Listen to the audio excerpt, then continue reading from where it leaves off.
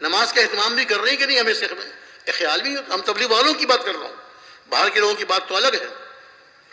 فجر کی نماز قضا ہو جاتی ہے، رات کو دیر سے سوئے، فجر کی نماز قضا ہو رہی ہے، ہمیں اس کا افسوس نہیں کہ ہمارے گھر والے کس طرح اللہ حفاظت فرمائے جہنم کی آگ کی طرف جا رہے ہیں، نماز قضا ہو رہی ہے۔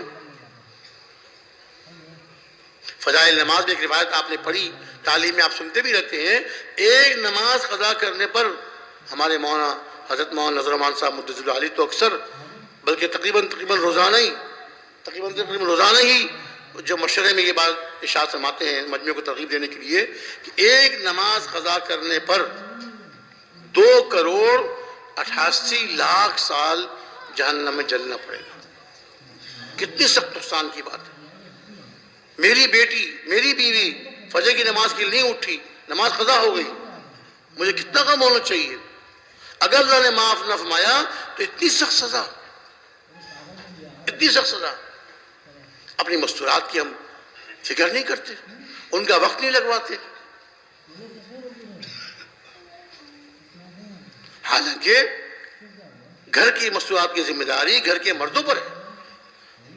جیسے ان کے کھانے پینے کا انتظام کرنا، جیسے ان کے کپڑے اور رہنے کے گھر کا انتظام کرنا مرد کے ذمے ہے، مرد کی ذمہ داری ہے، ایسے ان کے دین کا خیال کرنا، ان کے اعمال کا خیال کرنا۔ اب وہ اللہ کے حکموں پر چل رہی ہوں، کوئی اللہ حکم ہمارے گھر میں نہ ٹوٹ رہا ہو، حضور اکرم صلی اللہ علیہ وسلم کی سنت کے خلاف کوئی ہمارے گھر میں کام نہ ہو۔ صحابہ کا تو آتا ہے کہ صحابیات چھوٹے بچوں کو بھی سنت کے خلاف کام نہیں کرنے دیتی تھی، نہیں بیٹا یہ سنت کے خلاف ایسا نہ کرو، یہ سنت کے الٹے ہاتھ سے نہیں کھانا، سیدھا ہاتھ سے کھانا، سیدھا ہاتھ سے کھانا سنت ہے۔ کپڑے پہننے ہیں سیدھا ہاتھ سے پہنو، اتارنے ہیں الٹے ہاتھ سے اتارو، الٹا پاؤں پہلے نکالو شلوار میں سے، کرتے میں سے بایاں ہاتھ پہلے نکالو، پہنتے ہوئے سیدھا ہاتھ، اتارتے پہلے بایاں ہاتھ۔ ایک ایک سنت سکھاتی تھی، ایک ایک سنت کا اہتمام کرتی تھی۔ اب یہ اہتمام مستورات کے اندر کیسے آ جائے اور اس کا شوق کیسے پیدا ہو جائے؟ یہ اسی وقت ہوگا کہ جب مستورات کو ہم جیسے ہم خود وقت لگا رہے ہیں، ہمارے دل میں شوق پیدا ہو رہا ہے سنت والی زندگی اپنانے کا اور سنتوں کو اپنی زندگی میں لانے کا، ایسے ہی مستورات بھی ان کو بھی اپنے ساتھ لے کر جائیں گے اور وقت لگوائیں گے تو ان کے اندر بھی شوق پیدا ہوگا، ان کے اندر فکر پیدا ہوگی۔ اور دیکھیے بچوں کی تربیت تو مستورات زیادہ کرتی ہیں، کیونکہ بچے زیادہ وقت مستورات کے پاس رہتے ہیں۔ مرد تو صبح کو اپنے کام میں نکل گئے، شام کو آئیں گے، رات کو آئیں گے، اب سارا دن تو بچے مستورات کے پاس رہیں گے، مستورات کا ذہن بنا ہوا ہوگا، ان کے دل میں نماز اعمال کا شوق ہوگا، نماز کا اہتمام ہوگا، تو بچوں سے بھی اہتمام کرنا۔ میں 7 سال کی عمر میں بچے کو نماز کا حکم کرو اور 10 سال کی عمر میں نماز نہ پڑھنے پر مارو۔ ہم کہ بچہ ہے پڑھ لے گا، بچہ ہے پڑھ لے گا، ہم شروع میں رعایت کرتے تھے اور بعد میں ہم جو آ کے علماء کے پاس ہوتے ہیں کہ میرا بچہ نماز نہیں پڑھتا، بہت کہتا ہوں، میں نے مارا بھی اس کو، سزا بھی دی ہے، یہ بھی کیا وہ بھی کیا، نماز نہیں پڑھتا۔ تو شروع میں خود ہی تو بچے کی عادت بگاڑی۔ ہمارے اپنا گھر کا ماحول اگر سنت کے مطابق ہے، اعمال کے مطابق ہے، دین کے مطابق ہے، تو بچوں کی تربیت بھی دین کے مطابق، اعمال کے مطابق۔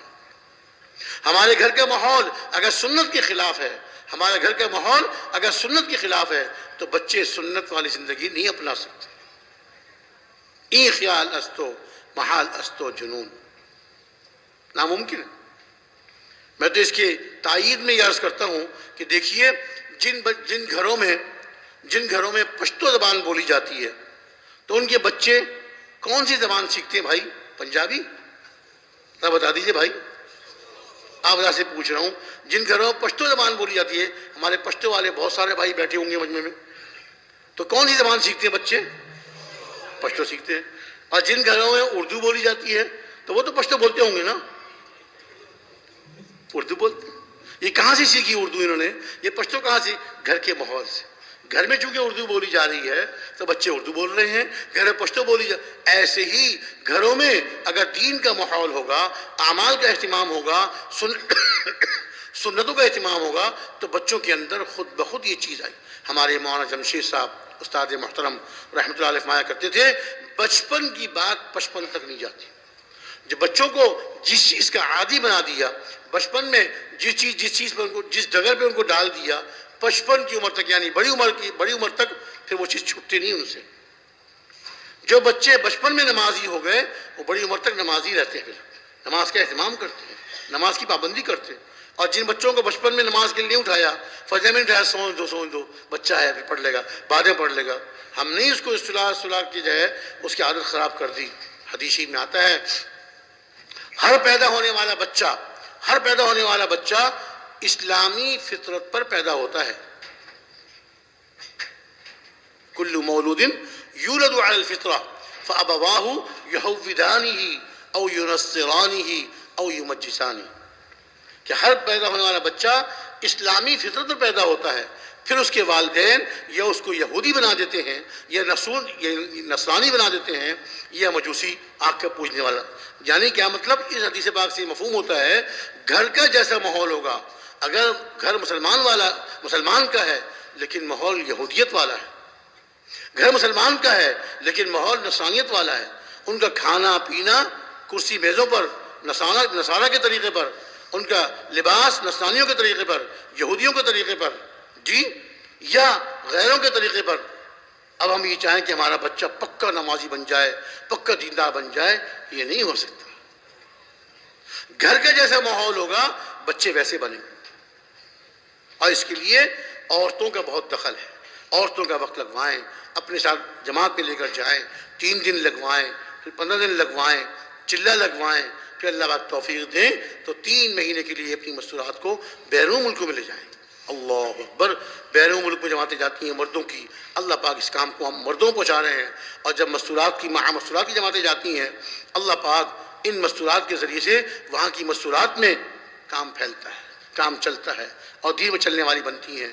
وہ مستورات جو بے حیائی کے انداز میں بازاروں میں پھرتی تھیں، بے حیائی کے انداز میں پھرتی تھیں، اللہ کا شکر ہے جماعتوں کے جانے کی برکت سے ان کے برقعوں کو دیکھا، ان کے چہروں کو دیکھا، ان کے اعمال کو دیکھا، اللہ نے ان کو بھی توفیق دی، اب پورے پردے میں آ گئیں، گھر سے باہر نکلتی نہیں، اگر نکلتی ہیں تو با پردہ برقعے میں نکلتی، جو اللہ کا حکم ہے وہ پورا کر رہی ہیں۔ کرغزستان ایک ملک ہے روس کی ریاست کا، وہاں جماعت گئی مردوں کی، مسجد میں مغرب کے بعد بیان کر رہے تھے، مسجد کی دیواریں چھوٹی چھوٹی تھیں، تو مستورات بڑی عمر کی مستورات مسجد کی دیوار کے پاس آ کے بیٹھ گئیں، ان کا بیان سنتی رہیں۔ جب بیان ختم ہوا تو وہ کھڑی ہوئیں اور انہوں نے کھڑے ہو کے کہا جماعت والوں سے کہ دیکھیے آپ لوگ پاکستان سے آئے ہیں اور آپ آ کے مردوں محنت کر رہے ہیں اور مردوں کو ان کا دین سکھا رہے ہیں، ان کو دین پر چلنے کا شوق دلا رہے ہیں، ہم مستورات کو کون ہمیں دین سکھائے گا؟ ہم مستورات کو کون آ کے سکھائے گا؟ آپ جب واپس جائیں گے اپنے ملک پاکستان میں، اپنے بزرگوں سے کہیں کہ ہم آپ کی بہنیں ہیں، ہم آپ کی اسلامی بہنیں ہیں، دینی بہنیں ہیں، آپ مستورات کو جماعتوں میں بھیجیں تاکہ ہم بھی ان سے اپنا دین سیکھ سکیں۔ اور ہمارا کون خیال کرے گا؟ ہمیں آگے کون سکھائے گا؟ جب جماعت یہاں پہنچی رائیونڈ وقت پورا کر کے، تو ماہانہ مشورہ چل رہا تھا۔ ہمارے اکابر حیات تھے، مفتی زین العابدین صاحب، قاضی صاحب رحمۃ اللہ علیہ، حاجی عبداللہ صاحب تو ابھی انتقال ہوا ہے، یہ سارے حضرات حیات تھے۔ جب مشورے میں آئی کارگزاری سنائی اس جماعت نے، اور پھر آخر میں ان مستورات کا پیغام پہنچایا کہ انہوں نے کہا ہم آپ کی اسلامی دینی بہنیں ہیں، ہمیں کون دین سکھائے گا؟ ایک عرصے دراز سے ہم کفر کی سختیاں ہم جھیلتے رہے، مشقتیں برداشت کرتے رہے، کلمہ پڑھنا جرم تھا، نماز پڑھنا جرم تھا، اب اللہ نے ہمیں کچھ موقع دیا ہے، ہمیں کون سکھائے گا؟ حضرات کی گردنیں جھک گئیں اور ان کی آنکھوں سے آنسو بہنے لگے، اور فرمایا کہ یہ ہماری بہنیں سچ کہتی ہیں، ہم ان کی فکر نہیں کریں گے تو کون کرے گا؟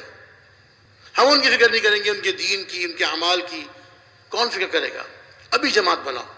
وہیں بیٹھے بیٹھے جماعت بنائی اور اسی مجلس میں جماعت تیار ہو گئی۔ فرمایا اس جماعت میں جو پہلی جماعت میں گئے تھے ان میں سے بھی ایک ساتھی اپنی اہلیہ کے ساتھ اس جماعت میں جائیں، وہ بھی تیار ہو گئے الحمدللہ۔ اور وہ ساتھی تیار ہوئے جن کو وہاں کی مقامی زبان بھی آتی تھی اور زبان سیکھ لی تھی انہوں نے۔ وہ جماعت گئی مستورات کی، اور نہ معلوم کتنی مستورات نے اپنی غلط زندگی سے توبہ کی اور دین پر چلنے کا عزم کیا اور دین پر چلنا شروع کر دیا، اور گھروں میں الحمدللہ اعمال دعوت شروع ہو گئے، تعلیم ہونے لگی، بچوں کی دین کے مطابق تربیت کرنے لگیں، اپنے بچوں کو مدرسوں میں داخل کرایا کہ ہمارے بچے حافظ بن جائیں، عالم بن جائیں، اور خود پردے میں آ گئیں، ان کے مرد جو ہے وہ دین پر چلنے والے بن گئے۔ ایک جماعت کے جانے سے اللہ پاک کتنے لوگوں کی زندگیاں بدل دیتے ہیں، کتنے لوگوں کی زندگیاں بدل دیتے ہیں۔ اللہ تعالیٰ نے ایک عظیم نعمت ہمیں عطا فرمائی ہے، ایک عظیم نعمت عطا فرمائی، یاد نہیں کر سکتا تھا، ان کو تورات حفظ یاد تھی۔ اگر تم وہی عزیر ہو تو ہمیں تورات سناؤ۔ انہوں نے کہا مجھے اس وقت بھی یاد تھی، آج بھی یاد ہے۔ چانچے انہوں نے پوری تورات اپنی قوم کو سنائی، تب جا کے ان کو یقین آیا کہ یہ اللہ کے نبی حضرت عزیر علیہ السلام ہے۔ میرے محترم بھائیو، دوستو، بزرگو، اللہ چاہیں تو دنیا میں ایک دفعہ موت دے کے دوبارہ زندہ کر دیں، 100 سال تک انتقال کے بعد وہاں رہے اور کوئی ان کے جسم میں تغیر نہیں آیا، کوئی ان کے جسم میں تغیر نہیں آیا۔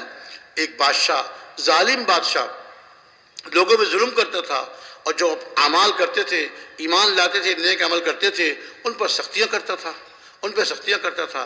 ایک جماعت تھی جو پکے ایمان والی، اور ان کا ایمان بڑا مضبوط تھا، اعمال والے، انہوں نے کہا یہاں اس ملک پہ رہتے ہوئے ہم اپنے ایمان کو نہیں بچا سکتے، بادشاہ بہت ظالم ہے، سخت ہے، وہ ہمیں قتل کروا دے گا یا جیل میں ڈلوا دے گا، چلو یہاں سے نکلتے۔ کتنے تھے وہ اللہ کو معلوم ہے، مایا 7 تھے 9 تھے، اصحاب کہف۔ اب یہ نکلے اپنی بستی سے اپنے ایمان کو بچانے کے لیے، اپنے یقین کو بچانے کے، اپنے اعمال کو بچانے کے لیے کہ یہاں رہتے ہوئے یہ بادشاہ ہم کو اپنے دین پر چلنے نہیں دے گا۔ اور چلے، بستی سے نکل گئے، چلتے چلتے غار آیا، کہنے لگے اس غار میں ہم چلے جاتے ہیں، کچھ عرصے یہاں چھپ کے رہتے ہیں، بادشاہ ہم کو تلاش کروائے گا، ہم یہاں چھپے رہیں گے، جب تلاش کروا کے مایوس ہو جائے گا پھر ہم نکل جائیں گے، کسی دوسرے شہر میں چلے جائیں گے، کسی دوسرے ملک میں چلے جائیں گے، تاکہ اپنے ایمان کی، اپنے اعمال کی حفاظت کریں۔ یہ اپنے ایمان صرف اور صرف اپنے ایمان اور اپنے اعمال کی حفاظت کرنے کے لیے اپنے گھروں سے نکلے تھے، اپنے شہر کو چھوڑا، اپنے گھروں کو چھوڑا، اپنے وطن کو چھوڑا، اپنے ایمان کی حفاظت کی۔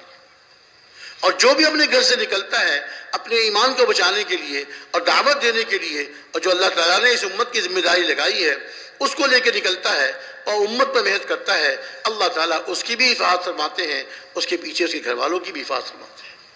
اللہ کا وعدہ ہے، اللہ تعالیٰ، اور جب یہ اللہ کے راستے میں نکلتا ہے اللہ رب العزت اس کے گناہوں کو معاف فرما دیتا ہے۔ مایا ان الہجرت تہدم ما کان قبلہا، ہجرت کرنا، اللہ کی راہ میں نکلنا، یہ اس سے پہلے کے جتنے گناہ ہوتے ہیں اللہ ان سب کو معاف کر دیتے ہیں۔ تو یہ نکلے اپنے ایمان کو بچانے کے لیے، اپنے اعمال کو بچانے کے لیے، جی، اور جا کے غار میں چھپ گئے۔ اللہ تعالیٰ کچھ اور منظور تھا، یہ تو غار میں چھپے تھے اپنے ایمان اور اعمال کی حفاظت کرنے کے لیے، چند دن یہاں چھپے رہیں گے، اس کے بعد ہم نکل جائیں گے، پھر آگے جائیں گے۔ ان کے ساتھ ان کا ایک کتا بھی تھا، وہ بھی ان کے ساتھ ہو لیا تھا۔ غار میں پہنچے، اللہ تعالیٰ نے ان پر نیند طاری کر دی، سو گئے۔ 309 سال تک وہاں سوتے رہے۔ حضرت عزیر علیہ السلام کو تو اللہ تعالیٰ نے موت دے دی تھی، ان کا انتقال ہو گیا تھا، لیکن ان کا جسم محفوظ رہا 100 سال تک۔ اور یہاں 309 سال تک اصحاب کہف اب اس غار میں، اس کہف میں سوتے رہے، نہ کھایا نہ پیا۔ اللہ تعالیٰ چاہے تو کھلا پلا کر زندہ رکھے، اور اللہ تعالیٰ چاہے تو بغیر کھلا پلائے زندہ رکھے۔ 309 سال تک پانی کا ایک گھونٹ نہیں پیا، 309 سال ایک روٹی کا نوالا نہیں کھایا، جو اپنی خوراک تھی ایک نوالا اس کا نہیں کھایا، پانی نہیں پیا، اللہ نے کو زندہ رکھا۔ اور جب سورج نکلتا تھا اور سورج ان کے اوپر سے گزرتا تھا تو ایسا اللہ نے حکم دیا تھا کہ سورج اس طرح ان کے پاس سے گزرتا تھا کہ ان پر دھوپ نہیں پڑتی تھی۔ کتے پہ بھی اللہ نے نیند طاری کر دی، کتا دروازے پہ آگے بیٹھا، وہ بھی سو گیا۔ 309 سال کے بعد اٹھتے ہیں، کہتے ہیں بھائی بھوک لگ رہی ہے۔ 300 سال تک تو بھوک لگی نہیں، سوتے رہے۔ اب جب آنکھ کھل گئی، عالم مشاہدہ میں آ گئے، دنیا میں آ گئے، اب کہہ رہے ہیں بھوک لگ رہی ہے، کسی ایک کو بھیجو جا کے وہاں بازار سے کھانا لے کر آئے۔ اب ان کے پاس تھے پرانے سکے، جو 300 سال پرانے سکے تھے، اس کے بعد کتنے بادشاہ بدل گئے، کتنی حکومتیں بدلی، کتنے انقلاب آئے، انہیں کیا پتا۔ ایک آدمی کو بھیجا، جاؤ بازار سے جا کے کھانا لے آؤ، لیکن دیکھنا نرمی سے بات کرنا، ایسا نہ ہو کہ تم کوئی سختی کرو اور بازار والے تم کو پہچان لیں اور بادشاہ تک بات پہنچ جائے، بادشاہ وہ تو یہ سمجھ رہے ہیں کہ وہی بادشاہ ہے، وہی حکومت ہے، وہی سختی ہے۔ اب یہ دینار وہ اپنے مال لے کر بازار پہنچے کھانا خریدنے کے لیے، ایک آدمی کو جو سکے دیے تو اس نے کہا یہ کون سی کرنسی لے کر آ گئے، کون سا مال لے کر آ گئے، تم کون ہو، کہاں سے آئے ہو؟ اب وہ گھبرائے کہ شاید مجھ کو پہچان لیا، بادشاہ تک بات پہنچ جائے گی۔ پھر ہوتے ہوتے ان کی بات مشہور ہوئی اور ان کو پتہ چلا کہ نہیں یہ بات نہیں ہے، وہ تو بادشاہ جو ہمارے زمانے میں بادشاہ تھا وہ تو مر چکا، اس کے بعد پتہ نہیں کتنے بادشاہ بن چکے، تو بڑا عرصہ گزر گیا، ہمیں پتہ بھی نہیں، ہم تو سوتے رہے۔ تو اللہ رب العزت کرنے والے ہیں، وہ چاہیں تو 309 سال تک بغیر کھائے پیے زندہ رکھیں، اور چاہیں تو 100 سال تک مرے ہوئے اپنے نبی کو اس کے جسم کو محفوظ رکھیں، باقی رکھیں۔ کرنے والے اللہ ہیں، اس کے ہاتھ میں سب کچھ ہے۔ جو جس کو ہم ناممکن سمجھتے ہیں، اللہ کے لیے وہ ناممکن نہیں، اللہ کے لیے چیز ممکن ہے۔ تو اللہ کی ذات عالی پر یقین رکھنا اور ان کے حکموں کو پورا کرنا اور پیارے نبی صلی اللہ علیہ وسلم کے طریقوں پہ اپنی زندگی کو لانا، اس پہ کامیابی ہے۔ اور پھر دوسروں پر اس کی محنت کرنا، ایک مسلمان پہ اس کی محنت کرنا، یہ ہماری ذمہ داری ہے۔ اللہ کے نبی کوئی دوسرے نہیں آئیں گے، کوئی نئے نبی نہیں آئیں گے، نبوت کا سلسلہ ختم ہو گیا۔ آپ نے ارشاد فرما دیا انا خاتم النبیین لا نبی بعدی، انا خاتم النبیین لا نبی بعدی، میں آخری نبی ہوں، میرے بعد کوئی نبی نہیں، اور تم آخری امت ہو، تمہارے بعد کوئی امت نہیں۔ اور یہ نبوت والی محنت، دعوت اللہ والی محنت، یہ اللہ رب العزت نے اس امت کے ہر فرد کے ذمہ لگا دی۔ میرے بھائیو دوستو بزرگوں، جتنے ہم سب یہاں بیٹھے ہیں، ہم میں سے ہر ایک اس مبارک محنت کا ذمہ دار ہے، دعوت اللہ والی محنت کا ذمہ دار ہے۔ پوری انسانیت کی اور خصوصاً تمام مسلمانوں کی فکر کرنا، اس کے لیے محنت کرنا، ایک ایک کے پاس جانا اور اس کی خوشامد کرنا اور اس کو دعوت دینا، اس کو اللہ سے جوڑنا، اللہ کی طرف بلانا اور اس کو اللہ سے جوڑنا۔ ہر مسلمان کا یقین اللہ پاک کی ذات عالی پر آ جائے، ہر مسلمان اللہ کے حکموں کو پورا کرنے والا بن جائے، ہر مسلمان پیارے نبی صلی اللہ علیہ وسلم کے طریقوں پہ اپنی زندگی کو لے آئے، گھر کے اندر کی زندگی، گھر سے باہر کی زندگی، کاروبار کی زندگی، بازار کی، مسجد کی، اور اسی طرح عدالت، ہمارے جتنے محکمے ہیں، جتنے ہمارے سرکاری ادارے ہیں، سب کے سب اللہ کے حکموں پہ چلنے والے بن جائیں، پیارے نبی صلی اللہ علیہ وسلم کے طریقوں پہ زندگیوں کو لانے والے بن جائیں۔ اللہ رب العزت وہ معاشرہ قائم فرما دیں گے، اللہ تعالیٰ وہ سکون اور چین نصیب فرما دیں گے جو آج دنیا والوں کی محنت کرنے سے حاصل نہیں ہوتا۔ امن اور سکون، امن اور چین پولیس سے نہیں آتا، فوج سے نہیں آتا، یہ اللہ کے حکم سے آتا ہے، اللہ کے حکم سے آتا ہے۔ حفاظت اللہ کی کافی ہے، جس کی اللہ حفاظت فرمائے اس کی حفاظت ہو سکتی ہے، اور جس کی اللہ حفاظت نہ فرمائے تو اس کی کوئی اس کو بچا نہیں سکتا۔ ہمارے پیارے نبی صلی اللہ علیہ وسلم اپنے گھر میں آرام فرما رہے ہیں، کفار بیٹھے، سر جوڑ کر بیٹھے، اور طے کیا کہ 100 قبیلوں کے آدمی، 100 آدمی یک بارگی آپ پہ حملہ کریں اور نعوذ باللہ آپ کو شہید کر دیں۔ 100 قبیلے سے کون کون ان کے خاندان والے، بنو ہاشم، اور یہ جو ہے کیسے آپ ان سے بدلہ لیں گے، لہذا 100 آدمی طے کیے، آپ ایک گھر کے گرد گرد محاصرہ کر لیا۔ اللہ پاک ڈھیل دیتے ہیں، اللہ پاک چھوٹ دیتے ہیں باطل والوں کو، اپنا سارا زور نکال لیں، اپنا سارا زور لگا لیں، پھر اللہ رب العزت اپنی قدرت ظاہر فرماتے ہیں۔ اب اندازہ کیجئے، کوئی آدمی تصور کر سکتا ہے ایک آدمی کو ختم کرنے کے لیے 100 آدمی تلوار لے کے کھڑے ہوں، کیا یہ آدمی بچ سکتا ہے؟ انسانی عقل کہتی ہے یہ آدمی تو کبھی نہیں بچ سکتا، یہ آدمی کبھی نہیں بچ سکتا، یہ تو اس کی تو ٹکا بوٹی کر دیں گے یہ لوگ، 100 آدمی۔ لیکن کیا اب جب 100 آدمی سب آ گئے اور گھر کی گرد محاصرہ کر لیا، تلواریں ان کے ہاتھوں میں ہیں، اب حکم آتا ہے اپنے نبی کو، نکلیے ان کے بیچ میں سے، اللہ اپنی قدرت ظاہر فرما رہے ہیں، ان کے بیچ میں سے نکلیے۔ زبان مبارک پر سورہ یاسین کی آیت ہے وَجَعَلْنَا مِن بَيْنِ أَيْدِيهِمْ سَدًّا وَمِن خَلْفِهِمْ سَدًّا فَأَغْشَيْنَاهُمْ فَهُمْ لَا يُبْصِرُونَ۔ یہ آیت پڑھتے جا رہے ہیں، زمین سے ایک مٹھی مٹی کی اٹھائی اور ان کی طرف پھینک دی. اللہ نے اپنی قدرت ظاہر فرمائی. وہ ایک مٹھی مٹی 100 کے 100 آدمیوں کی آنکھوں میں چلی گئی. سب اپنی آنکھیں ملنے لگے, آنکھیں بند ہو گئیں اور آپ ان کے بیچ میں سے نکلتے چلے گئے. آپ ان کے بیچ میں سے نکلتے چلے گئے. کسی نے کہا آپ کے نکلنے کے بعد, تشریف جانے کے بعد کسی نے کہا ارے محمد تو نکل گئے صلی اللہ علیہ وسلم. نہیں نہیں, کیسے نکل سکتے ہیں, ہم 100 آدمی یہاں کھڑے ہیں. ارے نکل گئے. نہیں نہیں, کیسے نکل سکتے ہیں. دیوار کے اوپر سے جھانک کر دیکھا, آپ کی بستر پر حضرت علی رضی اللہ تعالیٰ عنہ آرام فرما رہے ہیں. حضور نے ارشاد فرمایا تھا اے علی, یہ مکہ مکرمہ کے کافروں کی امانتیں ہیں, یہ دن میں ان کو امانتیں واپس کر دینا, جس کی امانت ہے اس کو واپس کر دینا, پھر ہمارے پاس چلے آنا. حضرت علی بالکل یقین سے کہ حضور نے ارشاد فرما دیا ہمارے پاس چلے آنا, اب میرا کوئی نقصان نہیں کر سکتا, میں نے امانتیں واپس کرنی ہے اور پھر مدینہ منورہ آپ کے پاس جانا ہے. آپ 100 آدمیوں کے بیچ میں نکل گئے. اب وہ دیکھ رہے جھانک کر, لیٹے ہوئے آپ تو ایسی کہہ رہے کہ چلے گئے, وہ دیکھو لیٹے ہوئے. کچھ دیر گزری, کچھ خیال آیا, اندر تک گھسے, اندر گھس کر جو چہرے پہ چادر ہٹائی, دیکھا علی سو رہے. اٹھایا ان کو, پوچھا کہاں ہے محمد. کہا مجھے کیا پتا, پہلے بار تم لوگ کھڑے ہوئے, تمہیں بتاؤ کہاں ہیں, میں تو یہاں سو رہا ہوں. مارنا پیٹنا شروع کر دیا کہ مجھے کیا پتا. اب ابو جہل نے اعلان کر دیا کہ جو ان کو زندہ یا مردہ لے کر آئے گا 100 اونٹ اس کو انعام میں دوں گا.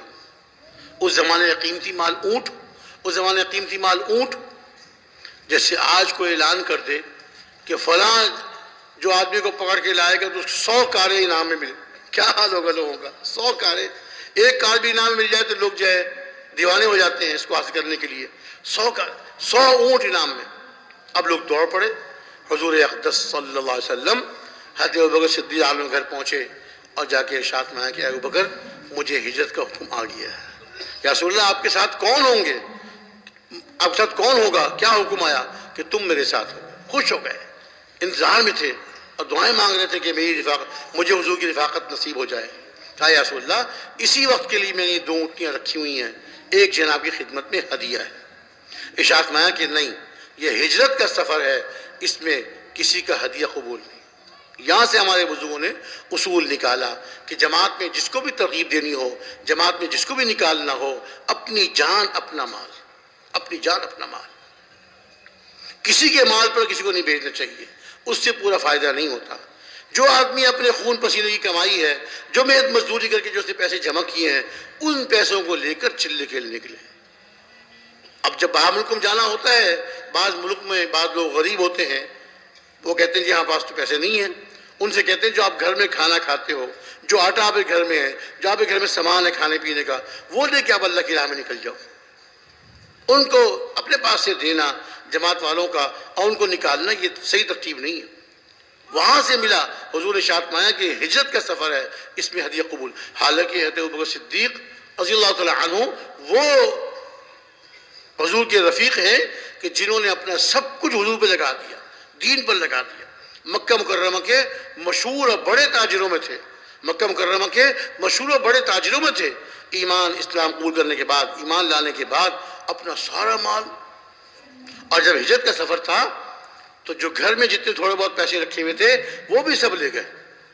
گھر میں اپنے اہلیہ کے لیے, اپنی بچیوں کے لیے کچھ نہیں چھوڑا, سب لے گئے. چنانچہ آپ نے ارشاد فرمایا کہ نہیں, ہدیہ قبول نہیں ہے. مدینہ منورہ پہنچ کے جب اللہ پاک مجھے وسعت دیں گے میں اس کی قیمت ادا کروں گا. عرض کیا جس طرح آپ کی منشا ہو, جس طرح سرکار کی منشا ہو. سوار ہو کے چلے, غار ثور میں پہنچے, جو میں شروع میں عرض کیا غار کی صفائی کی. وہاں 3 دن تک آپ رہے. اب دیکھیے جو اللہ چاہتے ہیں وہ ہوتا ہے. 100 آدمی تلواریں, ننگی تلواریں لے کے کھڑے ہوئے ہیں, اور اللہ اپنے نبی کی حفاظت فرمان چاہتے ہیں. ان 100 کے بیچ میں سے اللہ نے بحفاظت نکال دیا.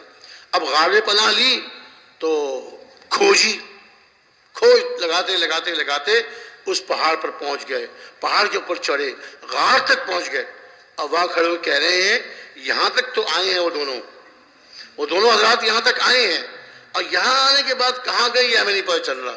اس لیے کہ اس غار کے اندر نہیں گئے، کیونکہ اللہ رب العزت کے حکم سے مکڑی نے غار کے دروازے پہ جالا تن دیا، کبوتری آئی، اس نے اپنے وہاں گھونسلہ اس میں جو ہے انڈے دے دیے اور انڈے سہنے لگی۔ اگر اس کے اندر جاتے تو یہ جالا ٹوٹ جاتا، یہ کبوتری انڈوں میں سے اڑ جاتی۔ یہ دو نشانیاں ایسی ہیں جس سے ہمیں یقین ہے اس کے اندر نہیں گئے۔ اللہ رب العزت اپنے نبی کی اور ان کے ساتھی کی حفاظت فرما رہے ہیں، کس سے؟ دنیا کے سب سے کمزور گھر سے۔ خود ارشاد فرمایا قرآن پاک میں، ان اوہن البیوت لبیت العنکبوت، گھروں میں سب سے کمزور گھر، گھروں میں سب سے کمزور گھر مکڑی کا جالا ہے، مکڑی کا گھر ہے۔ ایک معمولی سے تنکا لے کے آدمی یوں پھیرتا ہے، جالا ٹوٹ جاتا ہے۔ معمولی سے جھاڑو کا تنکا لے لے، اس سے ہی پتلا کوئی تنکا لے لے، یوں پھیرے گا جالا ٹوٹ جائے گا۔ لیکن اللہ رب العزت جو چاہتے ہیں وہ ہوتا ہے۔ اپنے نبی کی حفاظت فرما رہے ہیں، سب سے کمزور گھر سے جالے، مکڑی کے جالے سے حفاظت فرما۔ حضرت ابوبکر نے عرض بھی کیا، یا رسول اللہ یہ تو یہاں تک پہنچ گئے، ان کی باتیں کرنے کی آوازیں آ رہی ہیں۔ پھر ان میں سے ایک کافر غار کے منہ کی طرف بیٹھ کر پیشاب کرنے لگا۔ آپ نے ارشاد فرمایا کہ نہیں، ان کو یقین ہے کہ مندر نہیں ہے، اگر ان کو ذرا بھی شک ہوتا تو یہ آدمی یا اس طرح منہ کر کے پیشاب نہ کرتا۔ یہ جو غار کے منہ کی طرف بیٹھ کے پیشاب کر رہا ہے، ان کو یقین ہے غار کے اندر کوئی نہیں۔ اللہ حفاظت فرما رہا ہے۔ اللہ حفاظت کرنے پر آئے تو 100 آدمی ایک آدمی کا بال بیگا نہیں کر سکتے، ایک آدمی کو نقصان نہیں پہنچا سکتے۔ اللہ پاک مکہ مکرمہ کے کافر چاروں طرف دوڑ رہے ہیں، پھر رہے ہیں، اور کھوج لگاتے لگاتے غار کے منہ تک پہنچ گئے، لیکن اللہ رب العزت اپنے نبی کی حفاظت فرما رہے ہیں، کوئی ان کو نقصان نہیں پہنچا سکتا۔ عقل میں نہیں آ رہا، عقل اللہ نے آنکھیں اندھی کر دی، عقل معاف کر دی، بھائی جھانک کر دیکھ تو لو کہ اس کے اندر نہ ہو سکتا ہے مکڑی نے بعد میں جالا نہیں۔ اللہ حفاظت فرمان چاہتے ہیں، اللہ نے ان کی حفاظت کا فیصلہ فرما دیا ہے، اب کوئی مجال نہیں کہ ان کو نقصان پہنچا سکے۔ چلتے ہیں، تشریف لے آ رہے ہیں مدینہ منورہ کی طرف۔ سراقہ پیچھے سے آ گیا، گھوڑے پہ آ رہا ہے، یا رسول اللہ یہ سراقہ آ رہا ہے، پکڑنے کے لیے آ رہا ہے ہم کو، گھبراؤ نہیں۔ اے ابوبکر گھبراؤ نہیں۔ جب قریب پہنچے حضور نے دعا فرمائی، اس کے گھوڑے کے پاؤں زمین میں دھس گئے۔ وہ سمجھ گیا کہ حضور کی بد دعا میرے گھوڑے کے پاؤں زمین، بڑی کوشش کی، بڑا زور لگایا، پاؤں نکلتے ہی نہیں زمین سے۔ پھر کہا ہے محمد تم دعا کر دو مجھے، اللہ مجھے اس مصیبت سے نجات دے دے۔ آپ نے دعا فرمائی، گھوڑے کے پاؤں نکل آئے۔ پھر لالچ آئی، 100 اونٹ، معمولی انعام تو نہیں تھا۔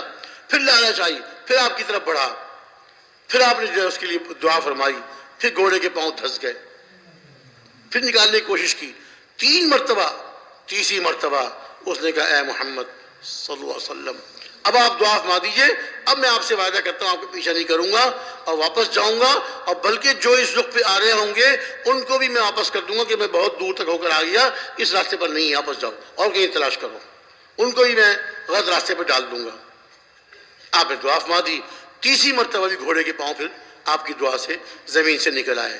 پھر فرمایا اے سراقہ تمہارا کیا حال ہوگا، تمہارا کیا حال ہوگا جب تمہارے ہاتھ میں کسرا کے کنگن ہوں گے۔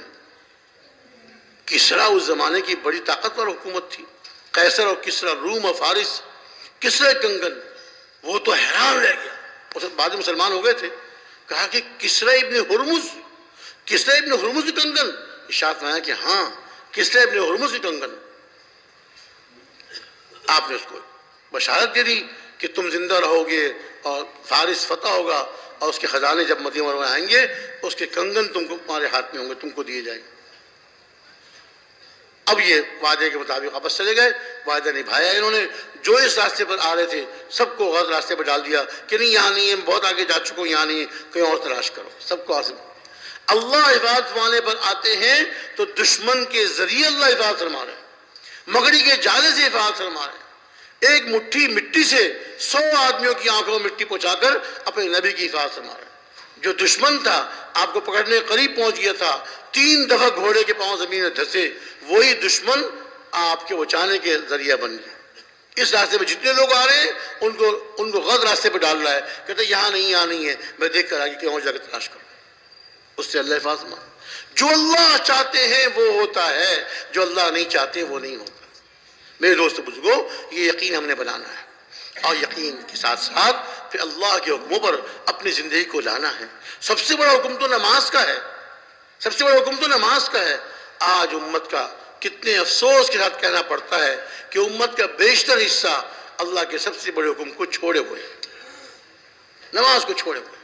اور جو نماز پڑھتے ہیں ان میں سے بھی بہت سے ایسے ہیں اہتمام نہیں کرتے، گھر میں پڑھ لی، مسجد میں پڑھ لی، قضا ہو گئی، بعد میں 2 نمازیں پڑھ لی، وہ بھی اہتمام نہیں کرتے۔ جو اللہ کا سب سے بڑا حکم اور اللہ سے لینے کا بڑا آسان راستہ، اللہ سے لینے کا بہت آسان راستہ، اپنی ہر ضرورت پوری کرانے کا بہت آسان راستہ، نماز پڑھے اللہ سے مانگے، اللہ دینے والے۔ صحابہ نے یہ سیکھا تھا، اپنا یقین بنایا تھا، ایک اللہ پاک کی ذات عالی پر یقین بنایا اور نماز اپنی جاندار بنائی اور نماز پڑھ پڑھ کے اللہ سے لینے والے بن گئے، نماز پڑھ کر اب اللہ سے لینے والے بن گئے۔ حضور اقدس صلی اللہ علیہ وسلم جمعے کی نماز پڑھانے کے لیے تشریف لائے، ممبر پہ تشریف فرما ہوئے، ایک صحابی کھڑے ہو گئے، یا رسول اللہ مویشی پیاسے ہو گئے، باغات سوکھ گئے، آپ نے فرمایا کیا چاہتے ہو؟ تم چاہتے ہو کہ میں اللہ تعالیٰ سے دعا کروں، اللہ رب العزت بارش برسا دے؟ یا رسول اللہ دعا فرما دیجیے۔ وہیں ممبر میں بیٹھے بیٹھے ہاتھ اٹھائے اور دعا فرمائی، اللہم اغثنا، اللہم اغثنا، اے اللہ ہم پہ بارش برسا، اے اللہ ہم پہ بارش برسا۔ آپ کی ابھی نماز، آپ نے خطبہ دیا، نماز شروع کری، نماز ختم نہیں ہوئی تھی، چاروں طرف سے بادل آ گئے اور بارش برسنی شروع ہو گئی، بارش برسنی شروع ہو گئی۔ اتنی بارش کہ اب نماز پڑھ کے مسجد سے باہر اپنے گھروں کو جانا مشکل ہو گیا، بچتے بچاتے، کہیں کوئی چھت ہے اس کی طرف نیچے جا رہے ہیں دوڑ کر، کہیں کوئی گھر کی چھت ہے، مکان دکان کی چھت ہے۔ حضور دیکھ کے مسکرانے لگے کہ انسان بھی کتنا کمزور ہے، پہلے بارش مانگ رہے تھے، اب بارش آ گئی تو بارش سے بچ رہے ہیں۔ ایسی بارش 1 ہفتے تک بارش ہوتی رہی۔ اگلے جمعے کو سرکار تشریف لائے جمعے کی نماز پڑھانے کے لیے، ممبر پہ تشریف فرما ہوئے، صحابی کھڑے ہو گئے۔ راوی فرماتے ہیں کہ مجھے نہیں معلوم کہ وہی صحابی تھے جو پچھلے جمعے کھڑے ہوئے تھے یا کوئی دوسرے تھے۔ یا رسول اللہ مکان گر گئے، تہدمت البیوت، مکان گر گئے، کچے مکان تھے، غربت کا زمانہ تھا، کچے مکان تھے، یا رسول اللہ مکان گر گئے، مویشی ڈوب رہے، تم کیا چاہتے ہو؟ میں اللہ سے دعا کروں کہ اللہ تعالیٰ اس بارش کو روک دے۔ جی ہاں یا رسول اللہ اب تو بہت ہو گئی، 1 ہفتے سے بارش ہوئی، بہت ہو گئی۔ آپ نے وہیں بیٹھے بیٹھے ہاتھ اٹھائے، اے اللہ پہاڑوں پر برسا، وادیوں میں برسا، اور جہاں بارش کی ضرورت ہے وہاں برسا، ہم سے اس بارش کو ہٹا دے۔ اللہم حوالینا ولا علینا۔ راوی کہتے ہیں آپ نے یہ دعا مانگی اور اپنے ہاتھ سے یوں اشارہ کیا، دائیں بائیں اشارہ کیا، تو کہتے ہیں میں نے اپنی آنکھوں سے دیکھا مدینہ منورہ کے اوپر سے آسمان پہ سے بادل ایسے چھٹ گئے جیسے ایک پیالہ ہوتا ہے، گول پیالہ، ایسے مدینہ منورہ کے اوپر بادل نہیں تھے اور چاروں طرف بادل تھے۔ آس پاس کے لوگوں نے آ کے بتایا 1 مہینے تک بارش ہوتی رہی۔ سرکار کی دعا جمعے کے دن، جمعے کے وقت کی دعا تھی، ایسی قبول مدینہ منورہ میں 1 ہفتے تک ہوتی رہی، پھر آپ کی دعا سے رکی اور آس پاس وادیوں میں، پہاڑوں میں 1 مہینے تک بارش ہوتی رہی۔ اللہ تعالیٰ نے ہمیں بہت کامل اور مکمل دین دیا ہے، بہت آسان دین دیا ہے، اس پر چل کر اللہ رب العزت سے اپنی ضرورتیں ہم پوری کروا سکتے ہیں۔ آج ہماری نماز کا حال جیسا ہے ہم کو پتہ ہے، اپنے لباس میں، اپنے کرتے میں، جی ہم ایک چیز دیکھتے ہیں، درزی سے کہتے ہیں کرتے کی آستین ایسی ہونی چاہیے، اس کا گریبان ایسا ہونا چاہیے، بٹن اتنے ہونے، ایک چیز، اور نماز کے بارے میں محنت نہیں کرتے نماز کیسی پڑھنی چاہیے، نماز میں میرا رکوع کیسا ہونا چاہیے، سجدہ کیسا ہونا چاہیے، قیام کیسا ہونا چاہیے، نماز میں میرے دل کا دھیان کیا ہونا چاہیے، سجدے میں جانے سے پہلے جب میں قیام میں ہوں تو میری نگاہ کہاں ہو، رکوع میں میری نگاہ کہاں ہو، سجدے میں میری نگاہ کہاں ہو، اتحیات میں بیٹھوں تو میری نگاہ کہاں ہو، ہمیں اس کا پتہ ہی نہیں، علماء سے پوچھتے نہیں ہم۔ اپنی نماز کو ہم بنائیں، ہماری نماز ایسی بن جائے ارشاد فرمایا صلو کما رأیتمونی اصلی، ایسے نماز پڑھو جیسے نماز پڑھتے مجھ کو دیکھتے ہو، جیسے مجھ کو پڑھتے دیکھتے ہو ایسے نماز پڑھو۔ حضرت ابوبکر صدیق رضی اللہ عنہ کے بارے میں آتا ہے ان کی نماز ہو بہو ایسی نماز تھی جیسے حضور کی نماز تھی، ایسی صحابہ نماز پڑھتے تھے ایسا لگتا تھا جیسے زمین میں کسی نے لکڑی گاڑ دی، کوئی حرکت نہیں ہوتی تھی، کوئی حرکت نہیں۔ ہمیں تو ہماری نماز تو ایک مکھی آ جائے، ایک مچھر کان کے پاس آ کے بھوں بھوں کرے تو ہماری نماز کی توجہ ختم ہو جاتی ہے، ایک مچھر۔ اور ان کی نماز ایسی جیسے کسی نے زمین میں لکڑی گاڑ دی، ایسی نماز پڑھنے والے بنے۔ جب ایسی نماز پڑھ کے اللہ سے مانگتے تھے، اللہ رب العزت ان کی دعا کو قبول فرماتے تھے، ان کی دعا کو قبول فرماتے تھے۔ میرے محترم بھائی دوست بزرگوں، یہ محنت کا راستہ ہے۔ اللہ نے بہت آسان دین دیا ہے، ہر انسان اس پہ چل سکتا ہے، مالدار بھی غریب بھی، جی مالدار بھی غریب بھی، بیمار بھی تندرست بھی، مرد بھی عورتیں بھی، سب اس پہ چل سکتے ہیں۔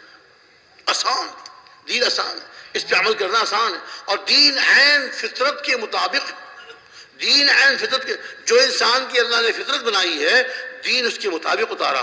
جب دین پر آدمی چلتا ہے تو دین پر چلنا کوئی مشکل نہیں۔ ہاں دین کو چھوڑ کے زندگی گزارے گا وہ زندگی تنگ ہوگی۔ یہ الگ بات ہے کہ کسی کا منہ کا ذائقہ بگڑ جاتا ہے، بخار آتا ہے، منہ کا ذائقہ بگڑ جاتا ہے تو اس کو میٹھی چیز بھی کڑوی لگتی ہے۔ ایسے اگر کوئی دین پر نہیں چلتا، دین سے دور ہوتا ہے تو اس کو بے دینی کی چیزوں میں مزہ آنے لگتا ہے اور دین پر چلنے میں اس کو جو ہے مشکل لگتا ہے۔ حالانکہ دین پر چلنا مشکل نہیں، دین پر چلنا انتہائی آسان، عین فطرت کے مطابق۔ اب وہ جو چلنا اس کو مشکل لگ رہا ہے وہ اس کے منہ کا ذائقہ کڑوا ہو گیا، جیسے بخار والے کے منہ کا ذائقہ کڑوا ہو جاتا ہے اور اس کو جو ہے ہر چیز کڑوی لگتی ہے، چینی بھی کڑوی لگتی ہے، میٹھی چائے کڑوی لگتی ہے۔ اس کو کہتے ہیں بھائی چینی جو چائے میٹھی ہے، دیکھو پی کے دیکھ رہا ہوں میٹھی چینی ڈالی سے کڑوی ہے، کوئی چیز کو تو کہتے ہیں کڑوی ہے، اس کا منہ کا ذائقہ کڑوا ہوگی۔ ایسے ہی جب دین پر نہیں چلا، بے دینی سے زندگی گزارتا رہا، اب دین کے اعمال میں اس کو لذت نہیں آتی، اس کو حلاوت نصیب نہیں ہوتی، نماز پڑھ کر وہ سکون نہیں ملتا، نماز نہیں پڑھتا ہے تو وہ سکون نہیں ملتا، نماز اس کے لیے ایک مشکل بن جاتی ہے، نماز اس کے لیے ایک مشکل بن جاتی ہے، نماز کے لیے وقت نکالنا اس کے لیے ایک مسئلہ بن جاتا ہے۔ یہ کیوں؟ اس لیے کہ اس نے اپنی زندگی بگاڑ لی، اپنا یقین اس کا اپنا یقین بگڑ گیا، اعمال بگڑ گئے، اب نماز کے لیے اس کو آنا مشکل ہوگی، مشکل ہوگی۔ حضرت انس رضی اللہ تعالی عنہ حضور کے خاص صحابی، ان کا باغ تھا، مالی آیا رکھوالا اس کا، کہا کہ ایک عرصے سے بارش نہیں ہو رہی۔ مدینہ منورہ میں باغات تھے، کھجوروں کے باغات تھے عام طور سے، لیکن کسی باغ میں کنواں ہوتا تھا اور باقی نہر چشمے یہ تو تھے نہیں، بارش سے سیلاب ہوتے تھے۔ رکھوالا آیا، اس نے کہا یہ ایک عرصے سے بارش نہیں ہوئی، آپ کا باغ سوکھ رہا ہے۔ اچھا چلو چلتے ہیں۔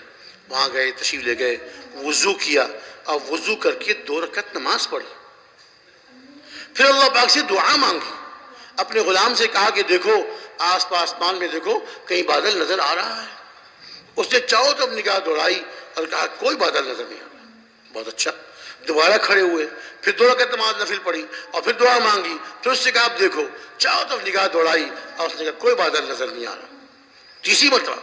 تیسری مرتبہ اٹھے، پھر 2 رکعت نماز پڑھی، یعنی ان کا یقین تھا اللہ رب العزت دیں گے، اللہ رب العزت ہماری ضرورت پوری فرمائیں گے اور نماز کے راستے پوری فرمائیں گے۔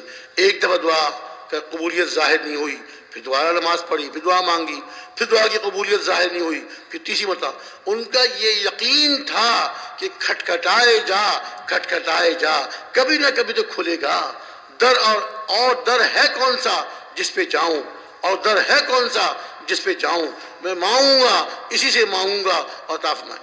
دل کا یقین بھی یہی تھا اللہ دیں گے اور اسی راستے سے دیں گے۔ تیسری مرتبہ اٹھے، 2 رکعت نماز پڑھی، پھر اللہ سے دعا کی، پھر اللہ سے دعا مانگی اور پھر غلام سے پوچھا، اس نے چاروں طرف نگاہ دوڑائی، اس نے کہا کہ وہ آسمان کے کنارے پر ایک چھوٹا سا بادل ہے، پرندے کے پر کے برابر، بتا بھی دیا اس نے اتنا چھوٹا بادل ہے جیسے پرندے کا پر۔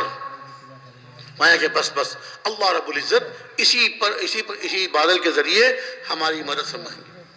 چنانچہ حدیث پاک میں آتا ہے، حدیث قدسی ہے، انا عند ظن عبدی بھی، میرا بندہ جیسے میرے ساتھ یقین رکھتا ہے، میں اس کے ساتھ ویسے ہی معاملہ کرتا ہوں۔ یقین تھا اللہ دیں گے، اس راستے سے دیں گے۔ چانچے وہ بادل آہستہ آہستہ قریب آتا گیا، باغ کے اوپر چھا گیا اور برسنا شروع ہو گیا، برسنا شروع ہو گیا۔ اپنے غلام کو گھوڑا دیا اپنا کہ جاؤ اس پہ سوار ہو کر جاؤ اور چاہو تب دیکھو بارش کہاں کہاں تک ہو رہی۔ غلام گیا اور بہت جلدی واپس آیا اور قسم کھا کے کہا کہ جہاں جہاں تک آپ کے باغ کی حد ہے وہاں وہاں تک بارش ہے، جہاں باغ کی حد ختم بارش ختم۔ اللہ سے مانگا، اپنے باغ کے لیے مانگا، اللہ رب العزت نے جیسا مانگا ایسے عطا فرمایا۔ دینے والے ہیں، عطا فرمانے والے ہیں، ہم نہیں مانگتے اس سے، ہم نہیں مانگتے۔ یقین، اپنے یقین کو بنائیں، اپنے اعمال پر محنت کریں، اپنی نماز پر محنت کریں اور علماء سے پوچھ کر نماز کے اور دین کے مسائل معلوم کریں، اس پر اپنی زندگی کو لائیں۔ میرا یہ کاروبار، اس میں کوئی ایسی چیز تو نہیں جو حرام شامل ہو گیا ہو؟ حرام کا ایک لقمہ چلا جائے تو 40 دن کی نمازیں قبول نہیں ہوتی، دعا کیسے قبول ہوگی؟ اپنے کاروبار کے مسائل پوچھیں علماء سے جا کر، گھر کی زندگی میں کیسے گزاروں، گھر کی زندگی میں سنت کیا ہے، گھر کی زندگی میں حضور کی گھر کی زندگی کیسی تھی، علماء سے پوچھیں، سیرت کی کتابوں پڑھیں۔ حضور اقدس صلی اللہ علیہ وسلم نے 9 ازواج مطہرات ایک وقت میں آپ کی رہی ہیں، کبھی بھی اپنی ازواج مطہرات کو آپ نے مارا نہیں، بلکہ اپنی ازواج کے ساتھ نرمی اور لطف اور مہربانی۔ بعض دفعہ آپ کو ناگواری بھی ہوئی لیکن ناگواری برداشت۔ ایک مرتبہ ایک ام المؤمنین نے ایک برتن میں کچھ کھانا بھیجا، باری تھی دوسری ام المؤمنین کی، حضور ان کے گھر میں تھے، ان دوسری ام المؤمنین نے کھانا پیالے میں ان کے گھر میں بھیجا حضور کے لیے۔ ان کو بڑا وہ آیا، غیرت سی آئی کہ حضور میرے گھر میں ہیں اور کھانا یہاں بھیج رہی ہیں، جب حضور کے گھر میں جائیں تو وہاں کھلائیں، یہاں میں کھلاؤں گی۔ اب یہ اپنی سعادت سمجھ رہی تھی، غصے میں آ کر جوش میں آ کر جو ہاتھ مارا، جو لانے والی بچی تھی اس کے ہاتھ سے برتن گرا اور کھانا بھی نیچے گر گیا۔ اب ہم جیسا کوئی ہو تو غصے میں آ جائے۔ حضور بیٹھ گئے اور کھانا جمع کرنے لگے اور ساتھ ساتھ سماتے جا رہے ہیں، تمہاری ماں کو غیرت آ گئی، تمہاری ماں کو غیرت آ گئی۔ اور وہ کھانا جمع کیا اور فرمایا کہ جو برتن تم سے ٹوٹا ہے اس برتن کے بدلے دوسرا برتن ان کو بھیجو۔ غصے نہیں ہوئے، ناراض نہیں ہوئے، بھائی میرے لیے کھانا بھیجے، تمہیں کیا تکلیف ہو رہی ہے؟ تم کون ہوتی ہے بیوی میں دخل دینے والی؟ جیسے تم میری زوجہ ہو وہی میری زوجہ ہے۔ نہیں، ایک لفظ آپ نے نہیں فرمایا، کھانا اپنے ہاتھ سے سمیٹ رہے ہیں آپ اور فرمارے ہیں تمہاری ماں کو غیرت آ گئی، تمہاری ماں کو غیرت آ گئی۔ کھانا سمیٹا اور فرمایا پیالے کے بدلے پیالہ بھیجو۔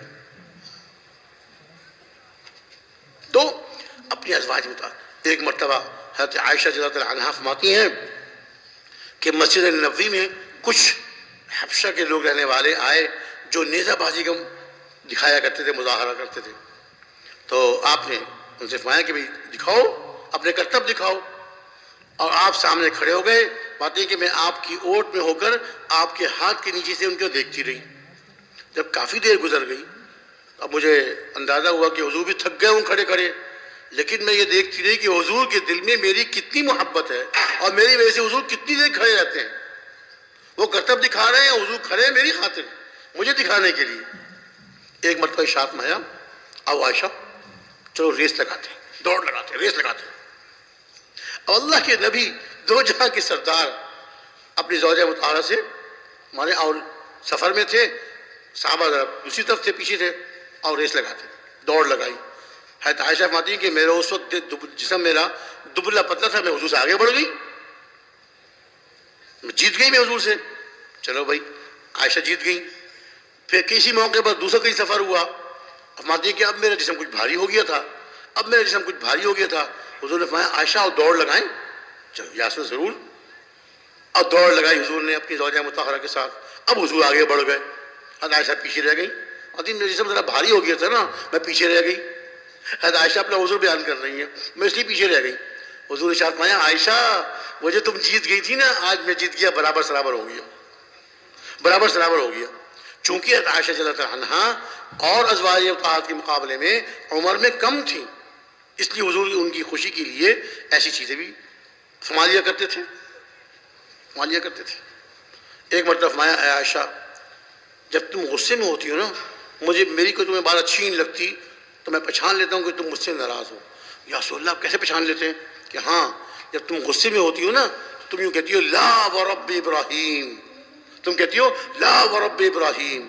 نہیں ایسی بات نہیں ہے، حضرت ابراہیم علیہ السلام کے رب کی قسم. اور جب تم خوش ہوتی ہو نا تم کہتی ہو لا ورب محمد. کہ نہیں یا رسول اللہ بات تو ایسی ہے لیکن مجھے اندازہ نہیں ہوتا، لیکن میں زبان سے آپ کا نام نہیں لیتی لیکن میرے دل میں تو آپ کا نام ہوتا ہے، آپ کی محبت ہوتی ہے. اور فرمایا کہ ہاں میں تمہارا غصہ پہچان لیتا ہوں. غصے میں تم کہتی ہو لا ورب ابراہیم اور جب تم خوش ہوتی ہو تو کہتی ہو لا ورب محمد. آپ نے ارشاد فرمایا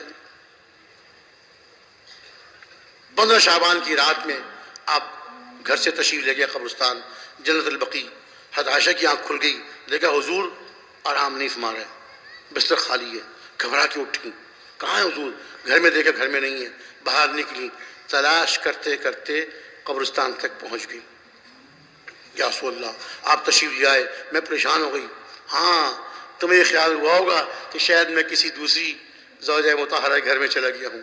نہیں اللہ کے رسول کسی کے ساتھ زیادتی نہیں کرتے. باری تمہاری ہو کسی اور گھر میں چلا جاؤں ایسا نہیں ہو. خیر اب یہ کہ اتنی زیادہ محبت کا اظہار اپنے ازواج مطہرات سے. ایک مرتبہ صرف روایات میں آتا ہے ایک مرتبہ ناگواری ہوئی اور آپ ازواج، وہ بھی کس بات پر کہ ازواج مطہرات نے اپنے نفقے میں کچھ زیادتی کا تقاضا کیا تھا کہ ہمارا جو خرچ آپ دیتے ہیں بہت کم ہوتا ہے، کچھ اضافہ فرما دیجیے. نبی کی ازواج اور ان سے نفقہ مانگے، نفقے کی زیادتی کا مطالبہ کریں. اللہ اکبر.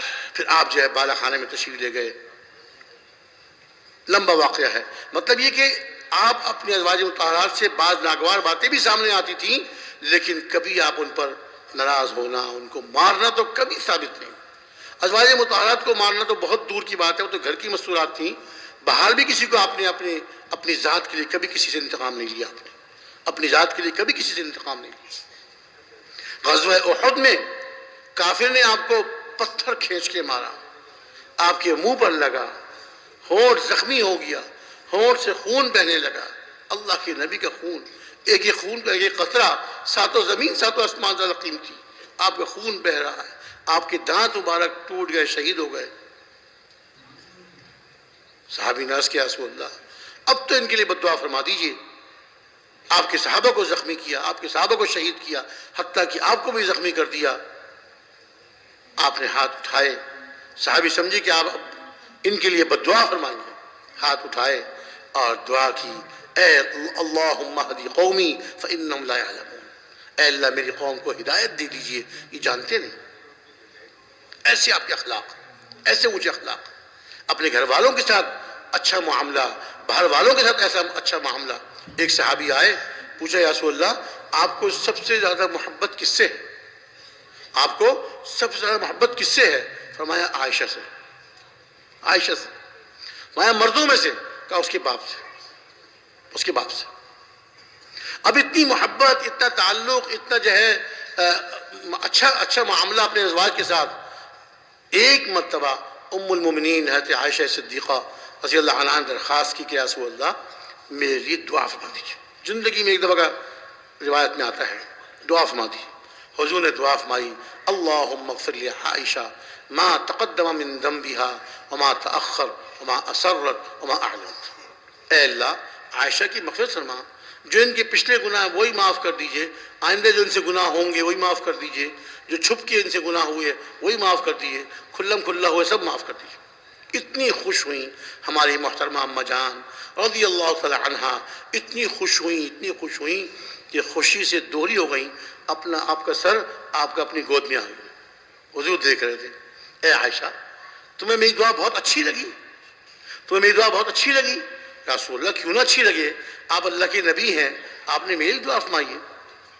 اے عائشہ یہ دعا جو آج میں تمہارے لیے مانگی ہے وہ بھی تمہارے مطالبے پر، تمہارے کہنے پر. یہ دعا میں اپنی امت کے لیے ہر نماز مانگتا ہوں. یہ دعا اپنی امت کے لیے ہر نماز مانگتا ہوں. اب اگر نماز سے مراد فرض نماز ہے تو دن میں کم از کم 5 دفعہ تو اپنی امت کے لیے آپ مانگتے تھے.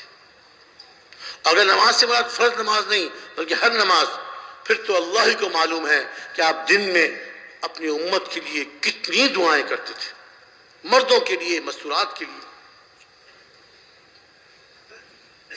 ہم کتنے دور چلے گئے آپ کے اخلاق سے، کتنے دور چلے گئے آپ کے اخلاق سے. آپ کے ازواج مطہرات آپ کے ساتھ آپ کی محنت میں شریک تھیں. حضور اقدس صلی اللہ علیہ وسلم کو جو حضرت عائشہ رضی اللہ عنہا سے جو بہت زیادہ محبت تھی، جیسے میں نے ابھی عرض کیا، صحابی نے آ کے پوچھا یا رسول اللہ آپ کو سب سے زیادہ محبت کس سے؟ فرمایا عائشہ سے. محبت سب سے زیادہ آپ کو اس لیے تھی، علماء یہ فرماتے ہیں، محدثین یہ فرماتے ہیں، چونکہ یہ عمر میں کم تھی، ذہن تیز تھا، حافظہ بہت قوی تھا، اور پھر دین کا اتنا شوق تھا کہ حضور سے پوچھتی تھی، سوالات کرتی تھی. ایک مرتبہ عائشہ نے کوئی سوال کیا، آپ سے پوچھا، حضور خوش ہوئے ان کے سوال پر، اور خوش ہو کہا کہ جواب دیا، فرمایا اے حمیرہ، آپ نے اس طرح کر کے ان کو خطاب فرمایا. تو جو ازواج مطہرات آپ سے زیادہ پوچھتی تھیں اور آپ کے ساتھ آپ کی محنت میں شریک ہوتی تھیں، ان سے آپ کو زیادہ محبت تھی. اس لیے کہ جس مقصد کے لیے حضور نے آپ کو، اللہ نے آپ کو دنیا میں بھیجا، اور جس مقصد کو لے کے آپ دنیا میں محنت فرما رہے تھے، اب جو آپ کے ساتھ اس محنت میں زیادہ شریک ہوتا تھا، اس سے آپ کو زیادہ محبت ہوتی تھی. حضرت عائشہ سے اسی لیے آتا ہے کہ حضرت ابو ہریرہ رضی اللہ عنہ کے بعد سب سے زیادہ روایات حضرت عائشہ سے مروی.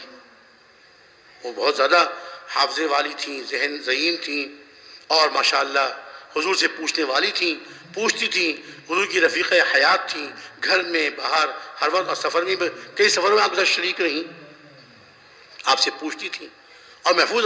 صحابہ فرماتے ہیں کہ ہم کسی مسئلے میں آپس میں ہمارا اختلاف ہو جاتا اور ہم اس مسئلے کو حل، اختلاف کو دور نہیں کر پاتے تھے، ہم اماں جان کی خدمت میں حاضر ہوتے تھے اور عرض کرتے تھے کہ جی ہم فلاں فلاں صحابی آپ سے ایک مسئلہ پوچھنے کے لیے آئے ہیں، اندر آنے کی اجازت چاہتے ہیں.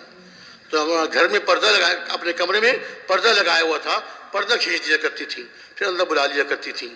وہ سلام کر کے حاضر ہوتے، اپنا مسئلہ سامنے رکھتے، ام المومنین حضرت عائشہ رضی اللہ عنہا کے پاس، ان کے سامنے اپنا مسئلہ رکھتے تھے، اور فرماتے ہیں کہ ہم ان کے سامنے مسئلہ رکھتے تھے اور وہ ہمارے مسئلے کو فوراً حل فرما دیا کرتی تھی کہ میں تو حضور سے اس بارے میں اس طرح سنا ہے.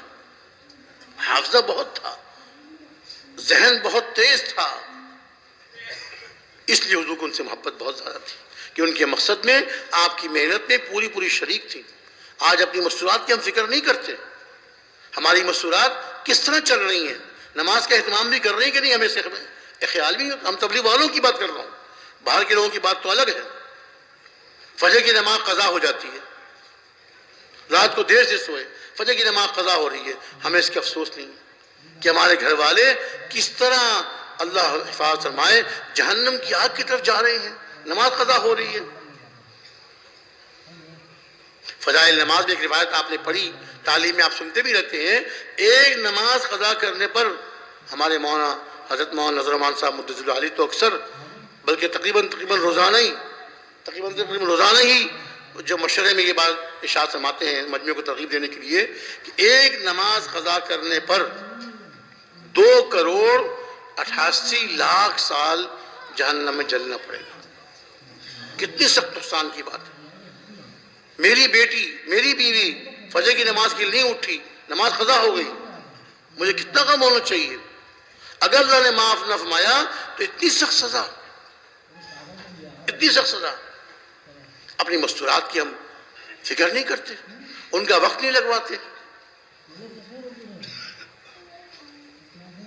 حالانکہ گھر کی مستورات کی ذمہ داری گھر کے مردوں پر ہے.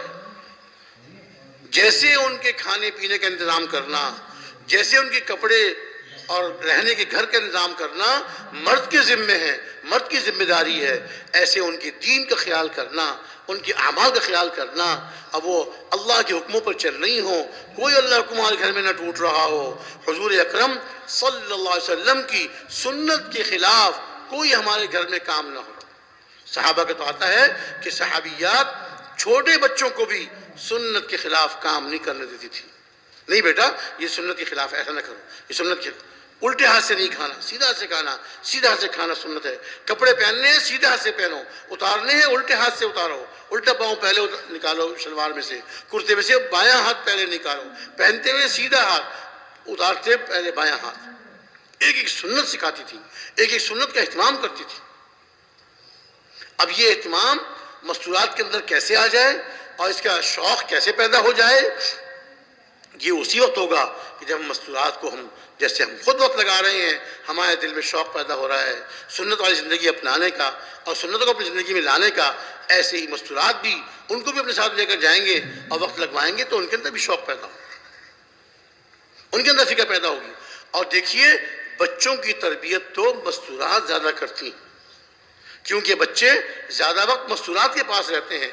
مرد تو صبح کو اپنے کام میں نکل گئے، شام کو آئیں گے، رات کو آئیں گے، اب سارا دن تو بچے مستورات کے پاس رہیں گے، مستورات کا ذہن بنا ہوا ہوگا، ان کے دل میں نماز اعمال کا شوق ہوگا، نماز کا اہتمام ہوگا، تو بچوں سے بھی اہتمام کرنا۔ میں 7 سال کی عمر میں بچے کو نماز کا حکم کرو اور 10 سال کی عمر میں نماز نہ پڑھنے پر مارو۔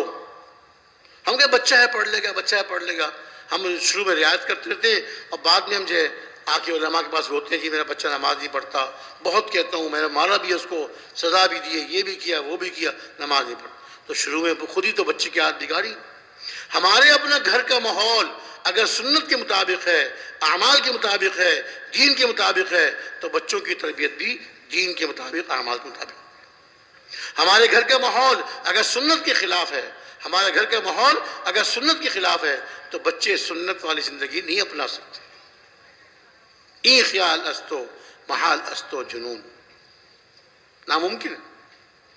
میں تو اس کی تائید میں یہ عرض کرتا ہوں کہ دیکھیے جن گھروں میں پشتو زبان بولی جاتی ہے تو ان کے بچے کون سی زبان سیکھتے ہیں بھائی؟ پنجابی؟ ذرا بتا دیجئے بھائی، آپ سے پوچھ رہا ہوں، جن گھروں میں پشتو زبان بولی جاتی ہے، ہمارے پشتو والے بہت سارے بھائی بیٹھے ہوں گے مجمع میں، تو کون سی زبان سیکھتے ہیں بچے؟ پشتو سیکھتے ہیں۔ اور جن گھروں میں اردو بولی جاتی ہے تو وہ تو پشتو بولتے ہوں گے نا، اردو بولتے ہیں۔ یہ کہاں سے سیکھی اردو انہوں نے؟ یہ پشتو کہاں سے؟ گھر کے ماحول سے۔ گھر میں چونکہ اردو بولی جا رہی ہے تو بچے اردو بول رہے ہیں، گھر میں پشتو بولی ایسے ہی گھروں میں اگر دین کا ماحول ہوگا، اعمال کا اہتمام ہوگا، سنتوں کا اہتمام ہوگا، تو بچوں کے اندر خود بخود یہ چیز آئی۔ ہمارے مولانا جمشید صاحب استاد محترم رحمۃ اللہ علیہ فرمایا کرتے تھے، بچپن کی بات 55 تک نہیں جاتی۔ جب بچوں کو جس چیز کا عادی بنا دیا، بچپن میں جس چیز پر ان کو، جس ڈگر پہ ان کو ڈال دیا، 55 کی عمر تک یعنی بڑی عمر تک پھر وہ چیز چھوٹتی نہیں ان سے۔ جو بچے بچپن میں نمازی ہو گئے وہ بڑی عمر تک نمازی رہتے ہیں، پھر نماز کا اہتمام کرتے ہیں، نماز کی پابندی کرتے ہیں۔ اور جن بچوں کو بچپن میں نماز کے لیے نہیں اٹھایا، فجر میں اٹھایا، سوچ دو بچہ ہے پھر پڑھ لے گا، بعدیں پڑھ لے گا، ہم نے اس کو اصطلاح کی جائے اس کی عادت خراب کر دی۔ حدیث میں آتا ہے ہر پیدا ہونے والا بچہ اسلامی فطرت پر پیدا ہوتا ہے۔ کل مولود یولد علی الفطرہ فابواہ یہودانہ او ینصرانہ او یمجسانہ، کہ ہر پیدا ہونے والا بچہ اسلامی فطرت پر پیدا ہوتا ہے، پھر اس کے والدین یا اس کو یہودی بنا دیتے ہیں، یا نصرانی بنا دیتے ہیں، یا مجوسی آگ کا پوجنے والا۔ یعنی کیا مطلب؟ اس حدیث پاک سے مفہوم ہوتا ہے گھر کا جیسا ماحول ہوگا، اگر گھر مسلمان کا ہے لیکن ماحول یہودیت والا ہے، گھر مسلمان کا ہے لیکن ماحول نصرانیت والا ہے، ان کا کھانا پینا کرسی میزوں پر نصارہ کے طریقے پر، ان کا لباس نصرانیوں کے طریقے پر، یہودیوں کے طریقے پر، جی، یا غیروں کے طریقے پر۔ اب ہم یہ چاہیں کہ ہمارا بچہ پکا نمازی بن جائے، پکا دیندار بن جائے، یہ نہیں ہو سکتا۔ گھر کا جیسا ماحول ہوگا بچے ویسے بنیں گے، اور اس کے لیے عورتوں کا بہت دخل ہے۔ عورتوں کا وقت لگوائیں، اپنے ساتھ جماعت میں لے کر جائیں، 3 دن لگوائیں، پھر 15 دن لگوائیں، چلہ لگوائیں، پھر اللہ پاک توفیق دیں تو 3 مہینے کے لیے اپنی مستورات کو بیرون ملکوں میں لے جائیں۔ اللہ اکبر، بیرون ملک میں جماعتیں جاتی ہیں مردوں کی، اللہ پاک اس کام کو ہم مردوں پہنچا رہے ہیں۔ اور جب مستورات کی جماعتیں جاتی ہیں، اللہ پاک ان مستورات کے ذریعے سے وہاں کی مستورات میں کام پھیلتا ہے، کام چلتا ہے اور دین میں چلنے والی بنتی ہیں۔ وہ مستورات جو بے حیائی کے انداز میں بازاروں میں پھرتی تھیں، بے حیائی کے انداز میں پھرتی تھیں، اللہ کا شکر ہے جماعتوں کے جانے کی برکت سے ان کے برقعوں کو دیکھا، ان کے چہروں کو دیکھا، ان کے اعمال کو دیکھا، اللہ نے ان کو بھی توفیق دی، اب پورے پردے میں آ گئیں، گھر سے باہر نکلتی نہیں، اگر نکلتی ہے تو با پردہ برقعے میں نکلتی، جو اللہ کا حکم ہے وہ پورا کر رہی ہیں۔ کرغزستان ایک ملک ہے روس کی ریاست کا، وہاں جماعت گئی مردوں کی، مسجد میں مغرب کے بعد بیان کر رہے تھے، مسجد کی دیواریں چھوٹی چھوٹی تھیں، تو مستورات بڑی عمر کی مستورات مسجد کی دیوار کے پاس آ کے بیٹھ گئیں، ان کا بیان سنتی رہیں، جب بیان ختم ہوا تو وہ کھڑی ہوئیں اور انہوں نے کھڑے ہو کے کہا جماعت والوں سے کہ دیکھیے آپ لوگ پاکستان سے آئے ہیں اور آپ آ کے مردوں میں محنت کر رہے ہیں اور مردوں کو ان کا دین سکھا رہے ہیں، ان کو دین پر چلنے کا شوق دلا رہے ہیں، ہم مستورات کو کون ہمیں دین سکھائے گا؟ ہم مستورات کو کون آ کے سکھائے گا؟ آپ جب واپس جائیں گے اپنے ملک پاکستان میں، اپنے بزرگوں سے کہیں کہ ہم آپ کی بہنیں ہیں، ہم آپ کی اسلامی بہنیں ہیں، دینی بہنیں ہیں، آپ مستورات کو جماعتوں میں بھیجیں تاکہ ہم بھی ان سے اپنا دین سیکھ سکیں۔ اور ہمارا کون خیال کرے گا؟ ہمیں آگے کون سکھائے گا؟ جب جماعت یہاں پہنچی رائے وقت پورا کر کے تو ماہانہ مشورہ چل رہا تھا، ہمارے اکابر حیات تھے، مفتی زین العابدین صاحب، قاضی صاحب رحمۃ اللہ علیہ، حاجی عبداللہ صاحب تو ابھی انتقال ہوا ہے، یہ سارے حضرات حیات تھے۔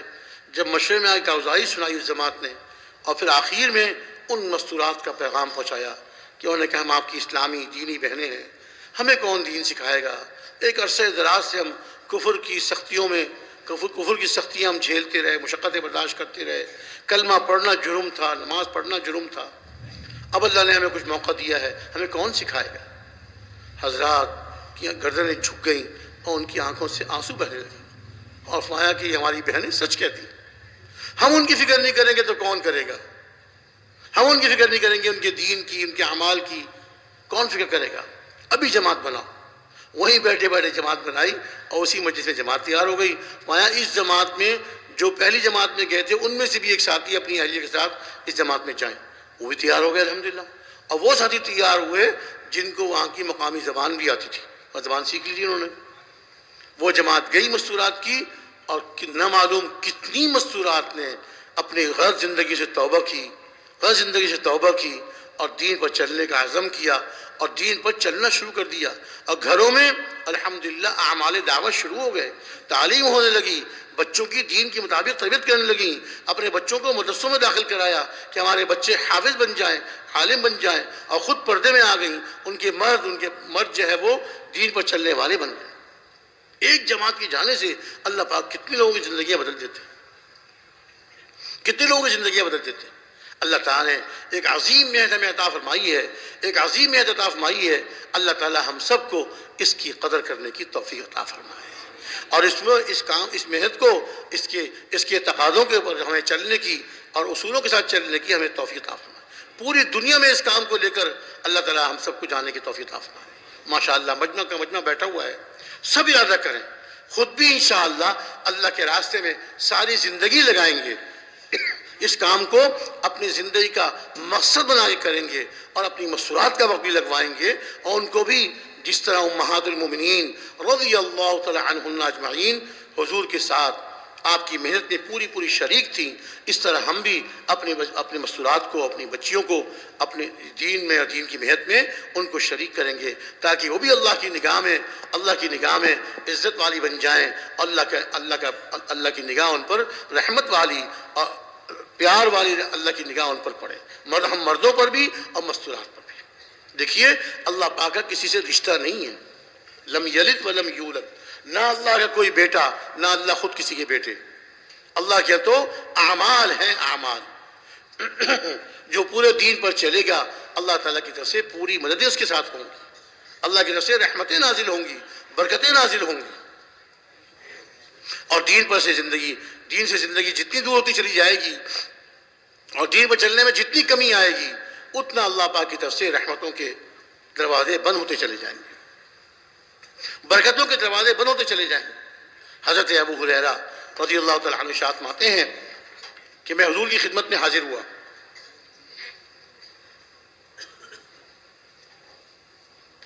میں حضور کی خدمت میں حاضر ہوا صلی اللہ علیہ وسلم. حضور تشریف فرما تھے. 2 صحابی پہلے سے بیٹھے ہوئے تھے. میں بھی پہنچ گیا, سلام کر کے میں بھی بیٹھ گیا. اب ہم آپ کے پاس 3 صحابہ ہو گئے.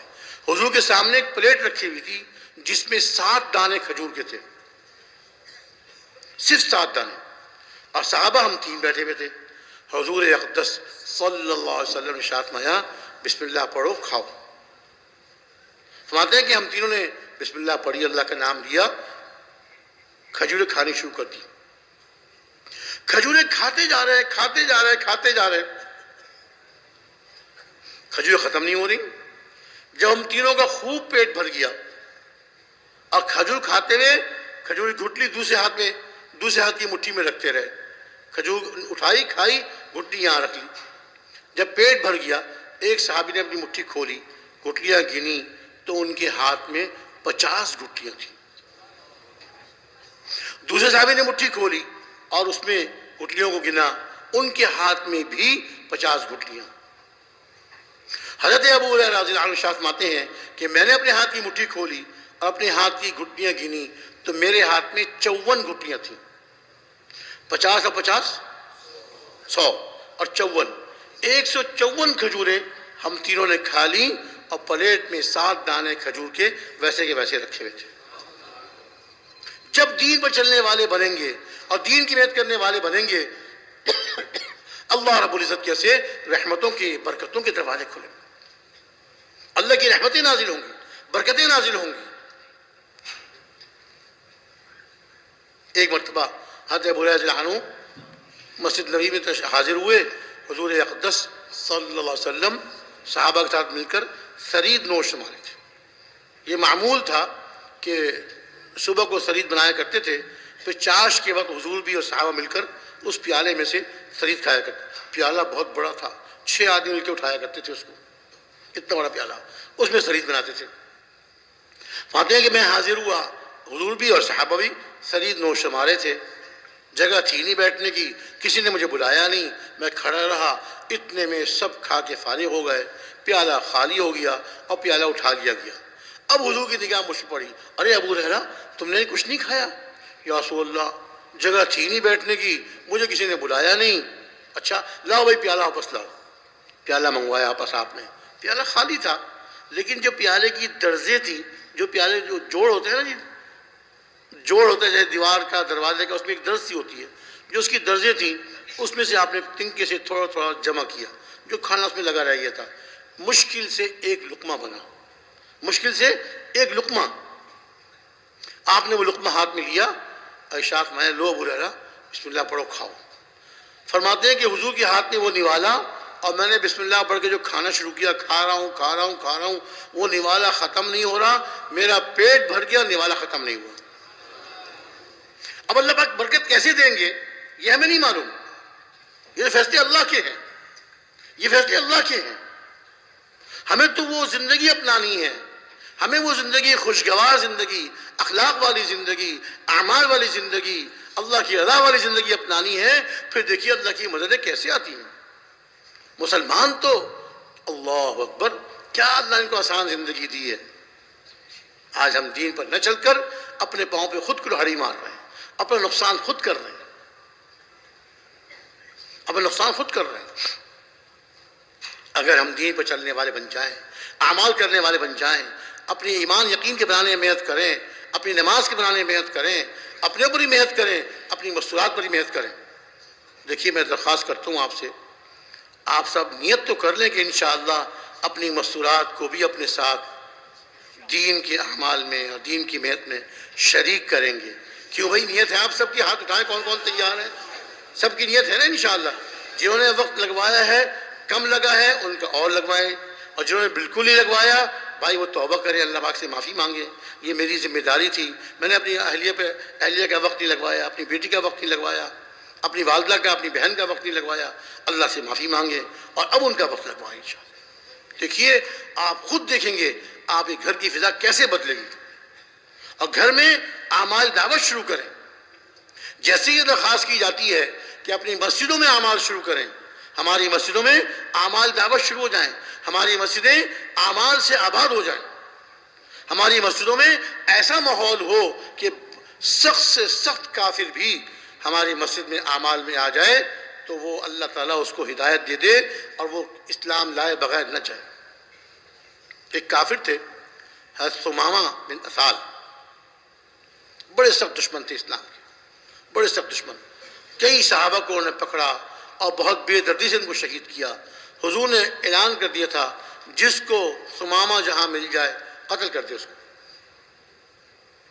اللہ کی شان، صحابہ کی ایک جماعت حضور موقع پہ مقرر فرمایا کرتے تھے پہرے کے لیے، تو جماعت گشت کر رہی تھی، ثمامہ راستے میں مل گئے، انہیں پکڑ لیا، اس جماعت نے پکڑ لیا، ان کو نہیں پتا کہ یہ ثمامہ ہے، پکڑ لیا اور ان کو لے کر آ گئے مدینہ منورہ۔ رات کا وقت تھا، لا کر مسجد نبوی کے ستون سے ان کو باندھ دیا کہ صبح حضور تشریف لائیں گے، حضور جو فیصلہ فرمائیں ان کے لیے پتہ نہیں کون ہے کافر، باندھ دیا لا کر۔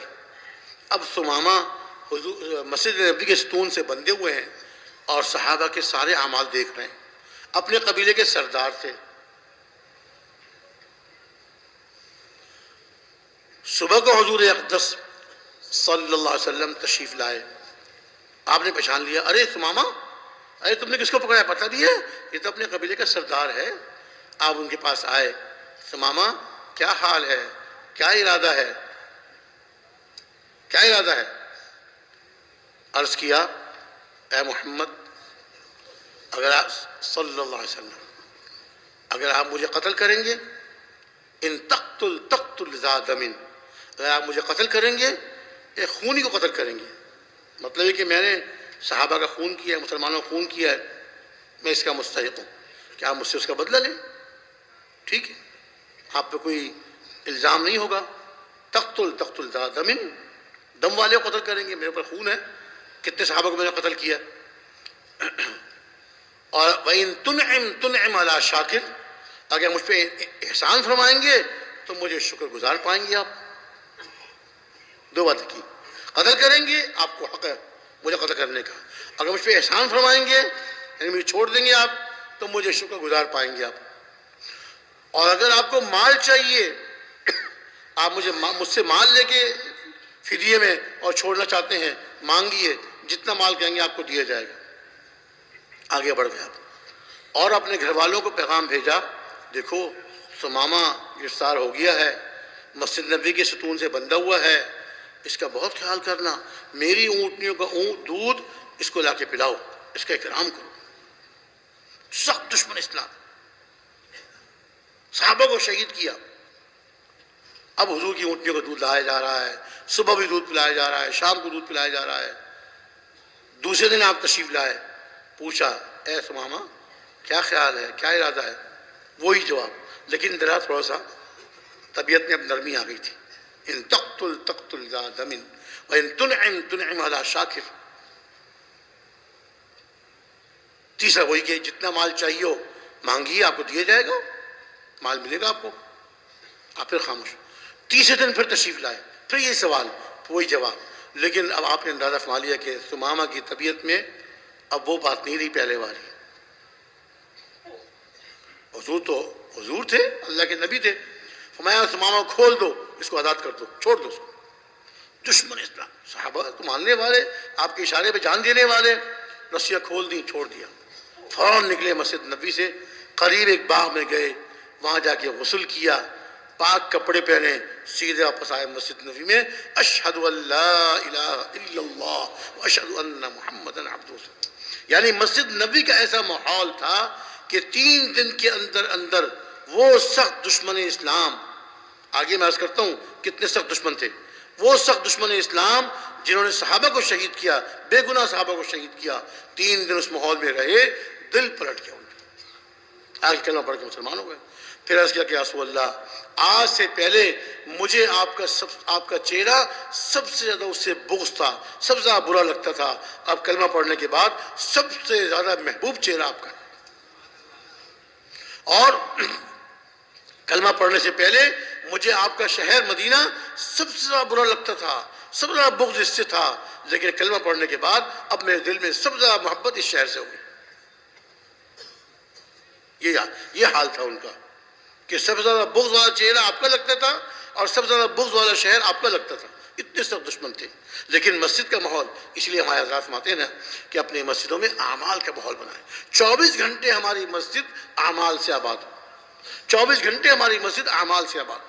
ہمارے گھروں میں اعمال دعوت ہو رہے ہوں، ہماری مسجد میں اعمال دعوت ہو رہے ہوں.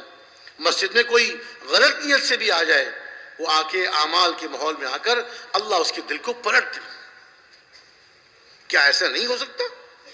ان اعمال میں اتنی طاقت نہیں ہے، ان اعمال میں اتنا نور نہیں ہے کہ غلط نیت والا ہمارے محترم حاجی عبدالوہاب صاحب رحمۃ اللہ علیہ تو رائیونڈ کی مسجد والے فرمایا کرتے تھے کہ تمہاری مسجد میں ایسا ماحول کیوں نہیں ہے کہ جو یہاں چوری کرتے ہیں، غلط نیت سے آتے ہیں، ان کا یہاں آ کر ان کا دل کیوں نہیں بدل جاتا؟ ایسا اعمال کا ماحول ہو، ایسے اعمال ہو رہے ہوں کہ اللہ پاک خوش ہو کر ہر آنے والے کے دل کو بدل دے. اللہ پاک ہر ثمامہ بن اسال کی طرح اللہ ان کے دل کو بدل دے. تو بھائی نیت کرتے ہیں نا انشاءاللہ تعالی اپنے اپنی مسجد کو 24 گھنٹے اعمال سے آباد کریں گے. کون کون بھائی نیت کرتے ہیں انشاءاللہ؟ 24 گھنٹے کی نیت کریے، پھر آگے ایسا ایسا بڑھتے رہیے. اگر فی الحال 24 گھنٹے نہیں تو کم از کم 5 اعمال تو زندہ ہو جائیں ہماری مسجدوں میں. ہماری ہر مسجد میں 5 اعمال ہو. ہماری مسجد کے بیرونی گشت کے ذریعے سے آس پاس کی مساجد میں اور مہینے کے سیروزے کے ذریعے سے 5 کوس کی مساجد میں اعمال زندہ ہو جائیں. کوئی مسجد بھی اعمال سے خالی نہ ہو. ہماری نیت تو یہ ہو، عزم تو یہ ہو کہ ہماری مسجد میں ہر وقت اعمال ہو رہے. کوئی مشکل نہیں ہے. دیکھیے ہر محلے میں ایسے لوگ بھی ہوتے ہیں جو کہیں سرکاری ملازم تھے، کہیں فوج میں تھے، کہیں وہاں تھے، کہیں وہاں تھے. اب عمر ذرا بڑی ہو گئی، فارغ ہو گئے، پینشن مل رہی ہے، گھر میں فارغ بیٹھے. اگر ان پہ محنت، اب تک انہوں نے وقت نہیں لگایا، ان پہ محنت کر کے آہستہ آہستہ آہستہ ان کو تبلیغ میں جوڑیں. اب وہ جب تبلیغ میں لگ جائیں گے، اب وہ مسجد میں آ کے جس وقت میں ہمارے دوسرے ساتھی آنا ان کو مشکل ہوتا ہے، کاروبار کا وقت ہوتا ہے، دکانوں کا وقت ہوتا ہے، اس وقت میں وہ حضرات مسجد میں بیٹھ کر اعمال کر سکتے ہیں. مسجد آپ کی آباد ہے. حضور کی مسجد میں، مسجد نبوی میں حضور کے عہد مبارک میں 6 اذانیں ہوتی تھی. 5 اذانیں 5 فرض نمازوں کے لیے، اور 6ٹھی اذان آدھی رات کو، جس کو تہجد کی اذان کہتے ہیں، آدھی رات کو ہوتی تھی. اور اس کا مقصد یہ بتایا جاتا ہے کہ جو لوگ گھروں میں سو رہے ہوتے تھے ان کے لیے اذان ہوتی تھی کہ اب تم نے آرام کر لیا، اب مسجد میں آؤ اور یہاں اللہ کا بھی تم پر حق ہے. اور جو مسجد میں اللہ کی عبادت میں لگے ہوئے تھے ان کے لیے اذان ہوتی تھی. گھڑی گھنٹے اتنے عام نہیں ہوئے تھے، ان کے لیے اذان ہوتی تھی کہ اب جاؤ، تمہارے اپنے نفس کا بھی تم پر حق ہے، تمہارے جسم کا تم پر حق ہے، اب گھر جا کے آرام کرو. 6 اذانیں ہوتی تھی. رات بھر یہ مسجد میں، مسجد نبوی میں نمازیں پڑھی جا رہی ہیں. کچھ صحابہ نفلیں پڑھ رہے ہیں، کچھ دعوت، کچھ جو اللہ کا ذکر کرتے ہیں، کچھ دعا کر رہے ہیں. ہم دل بھی اور بات میں بھی ہمارے آباد ہو جائے. جو ہوتے ہیں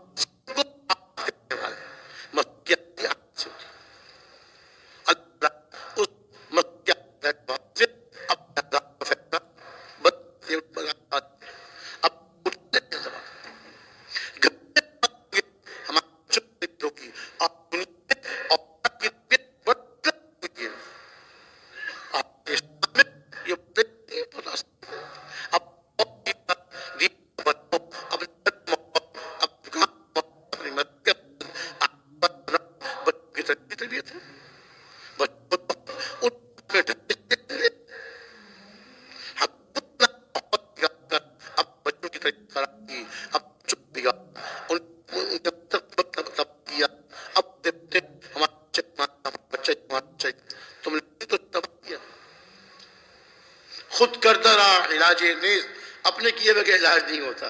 تم نے اپنے بچوں کو خود بگاڑا، آپ کیا کرو گے؟ تم روتے پھرتے ہو. شروع سے ہمارے گھروں کا ماحول اعمال والا، اعمال دعوت والا، گھروں میں تعلیم ہو رہی ہو، گھروں میں سنتوں کا اہتمام ہو، مستورات آپس میں سیکھنا سکھانا، 6 نمبر یاد کر رہی ہوں، 6 نمبر کے فضائل کی حدیثیں یاد کر رہی ہوں جی، اور 6 نمبر سے متعلق واقعات یاد کر رہی ہوں، ایک دوسرے کو دعوت دے رہی ہوں.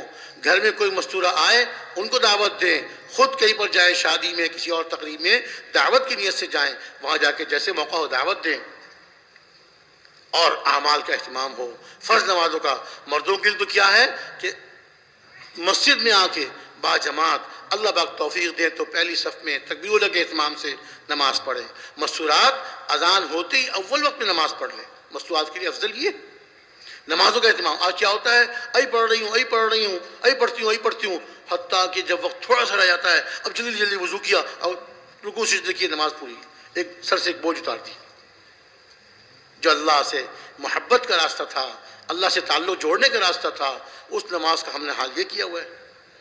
تو گھروں میں اعمال دعوت چل رہے ہوں، مسجد میں اعمال دعوت زندہ ہوں، پھر اللہ پاک اس معاشرے کو، اس ماحول کو کیسا بنا دیں گے اس کا ہم تصور بھی نہیں کر سکتے. آج صحابہ کا ماحول جیسا تھا اللہ ایسا ماحول بنا دیں گے، ایسا معاشرہ بنا دیں گے.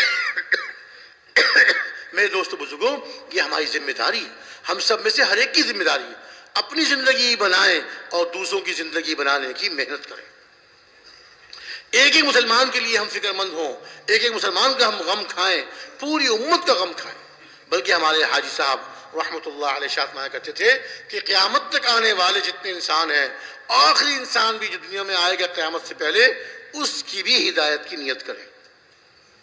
نیت کرنے میں کیا فرق پڑتا ہے بھائی؟ ہم محنت کر رہے ہیں، دعوت دے رہے ہیں، اعمال کر رہے ہیں، اور نیت کریں پوری انسانیت کی، پوری امت کی، قیامت تک آنے والے سارے انسانوں کی. اللہ رب العزت قبول فرمانے والے ہیں. جب قبول فرما لیں گے تو جیسی ہماری نیت ہوگی اللہ پاک ویسے فیصلے. اللہ تعالیٰ کو ایک آدمی کی ہدایت دینے میں اور ساری انسانیت کی ہدایت دینے میں کوئی مشکل نہیں. ان کے ارادے کی دیر، ہر کام ان کے ارادے سے ہوتا ہے. جب وہ ہدایت پھیلنے کا ارادہ فرما لیں گے تو پھر کوئی روک نہیں سکتا. رات کو سوئیں گے کفر اور شرک اور ضلالت کے جذبات پر، اور صبح کو اٹھیں گے تو ایمان اور یقین اور اعمال کے جذبات سے اٹھیں گے. اللہ ایسا ماحول بنا دیں گے. یہ دیر ہماری طرف سے ہے، اللہ کی طرف سے دیر نہیں. اللہ کی طرف سے دیر نہیں. ہم محنت کرنے والے قربانیوں کے ساتھ، محنت کرنے والے قربانیوں کے ساتھ اپنی زندگیوں کے بدلنے کے فیصلے کریں، عزم کریں کہ انشاءاللہ تعالی ساری زندگی موت تک اس مبارک محنت کو مقصد بنا کے کرنا ہے. کیوں بھئی آپ سب کا عزم ہے انشاءاللہ؟ ایک تو ہے کہ ہمیں وقت مل گیا تو ہم سیروزہ کے چلے گئے، اس مہینے پہلے ہفتے چلے گئے، دوسرے مہینے نہیں جا سکے. یہ نہیں، ہم وقت طے کریں مہینے کا سیروزہ کون سے ہفتے میں لگانا ہے. اپنے محلے کے جو وقت لگائے ہوئے ساتھی ہیں ان کی ترتیب بنائیں. 2-3 ساتھی پہلے ہفتے میں، 2-3 ساتھی دوسرے ہفتے میں. پورا مہینہ اپنے محلے ساتھیوں کو تیار کریں، اپنی جماعت تیار کریں. 2 ساتھی 3 ساتھی پرانے ہوں، باقی نئے ہوں، جماعت لے کر جائیں. آپ کی مسجد میں کیسا ماحول بنے گا انشاءاللہ. آپ کے محلے کے گھروں میں کیسے اعمال زندہ ہوں گے، کیسے دین زندہ ہوگا انشاءاللہ تعالی. تو بھئی اس کو اپنا یعنی چلتے پھرتے کام کر لیا ایسے نہیں، بلکہ اس کو اپنا اصل کام بنا کر، حرز جان بنا کر، اپنا اوڑھنا بچھونا، اپنا جینا مرنا میرا اس کام کے ساتھ ہے. ان صلاتی و نسکی و محیایا و مماتی للہ رب العالمین. میری نمازیں، میری بدنی عبادتیں، میری مالی عبادتیں اور میری زندگی اور میرا مرنا سب اللہ کے لیے ہے جو رب العالمین. یہ ہم ٹھان لیں کہ میں نے اللہ کی مرضی کے خلاف کوئی کام نہیں کرنا، حضور کی سنت کے خلاف کوئی کام نہیں کرنا. اور ایک ایک مسلمان کی فکر کرنی، اس کے پاس جانا، محنت کرنی، اس پہ جان مارنی، بار بار جائیں، اکرام کریں، جوڑ بٹھائیں. لیکن پہلے جوڑ بٹھائیں، جوڑ بٹھا کر پھر اس کو آہستہ آہستہ اپنے مسجد والا بنائیں، اس کام کی طرف ان کو لے کے چلیں. انشاءاللہ تعالی بہت جلدی اللہ تعالیٰ فضاؤں کو بدل دیں گے انشاءاللہ، بہت جلدی. تو آپ سب تیار ہیں اس کے لیے انشاءاللہ؟ موت تک اس کام کو کرنے کے لیے کون کون تیار ہے بھائی؟ آخر دم تک اس کام کو کرنا ہے انشاءاللہ تعالی۔ اور دوسرا یہ عزم کیجئے کہ انشاءاللہ تعالی اس مبارک محنت کو لے کر، اس مبارک دین کو اور دین کی محنت کو لے کر پوری دنیا میں جانا ہے، دنیا کونے کونے پہنچنا ہے۔ کون کون بھائی اس کے لیے تیار ہے انشاءاللہ؟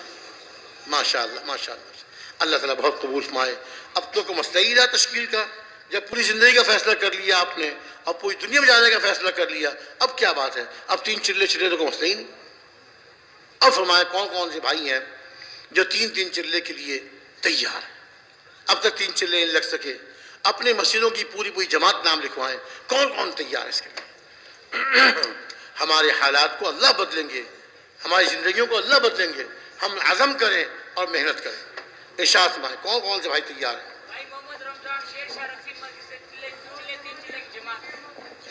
بھائی رمضان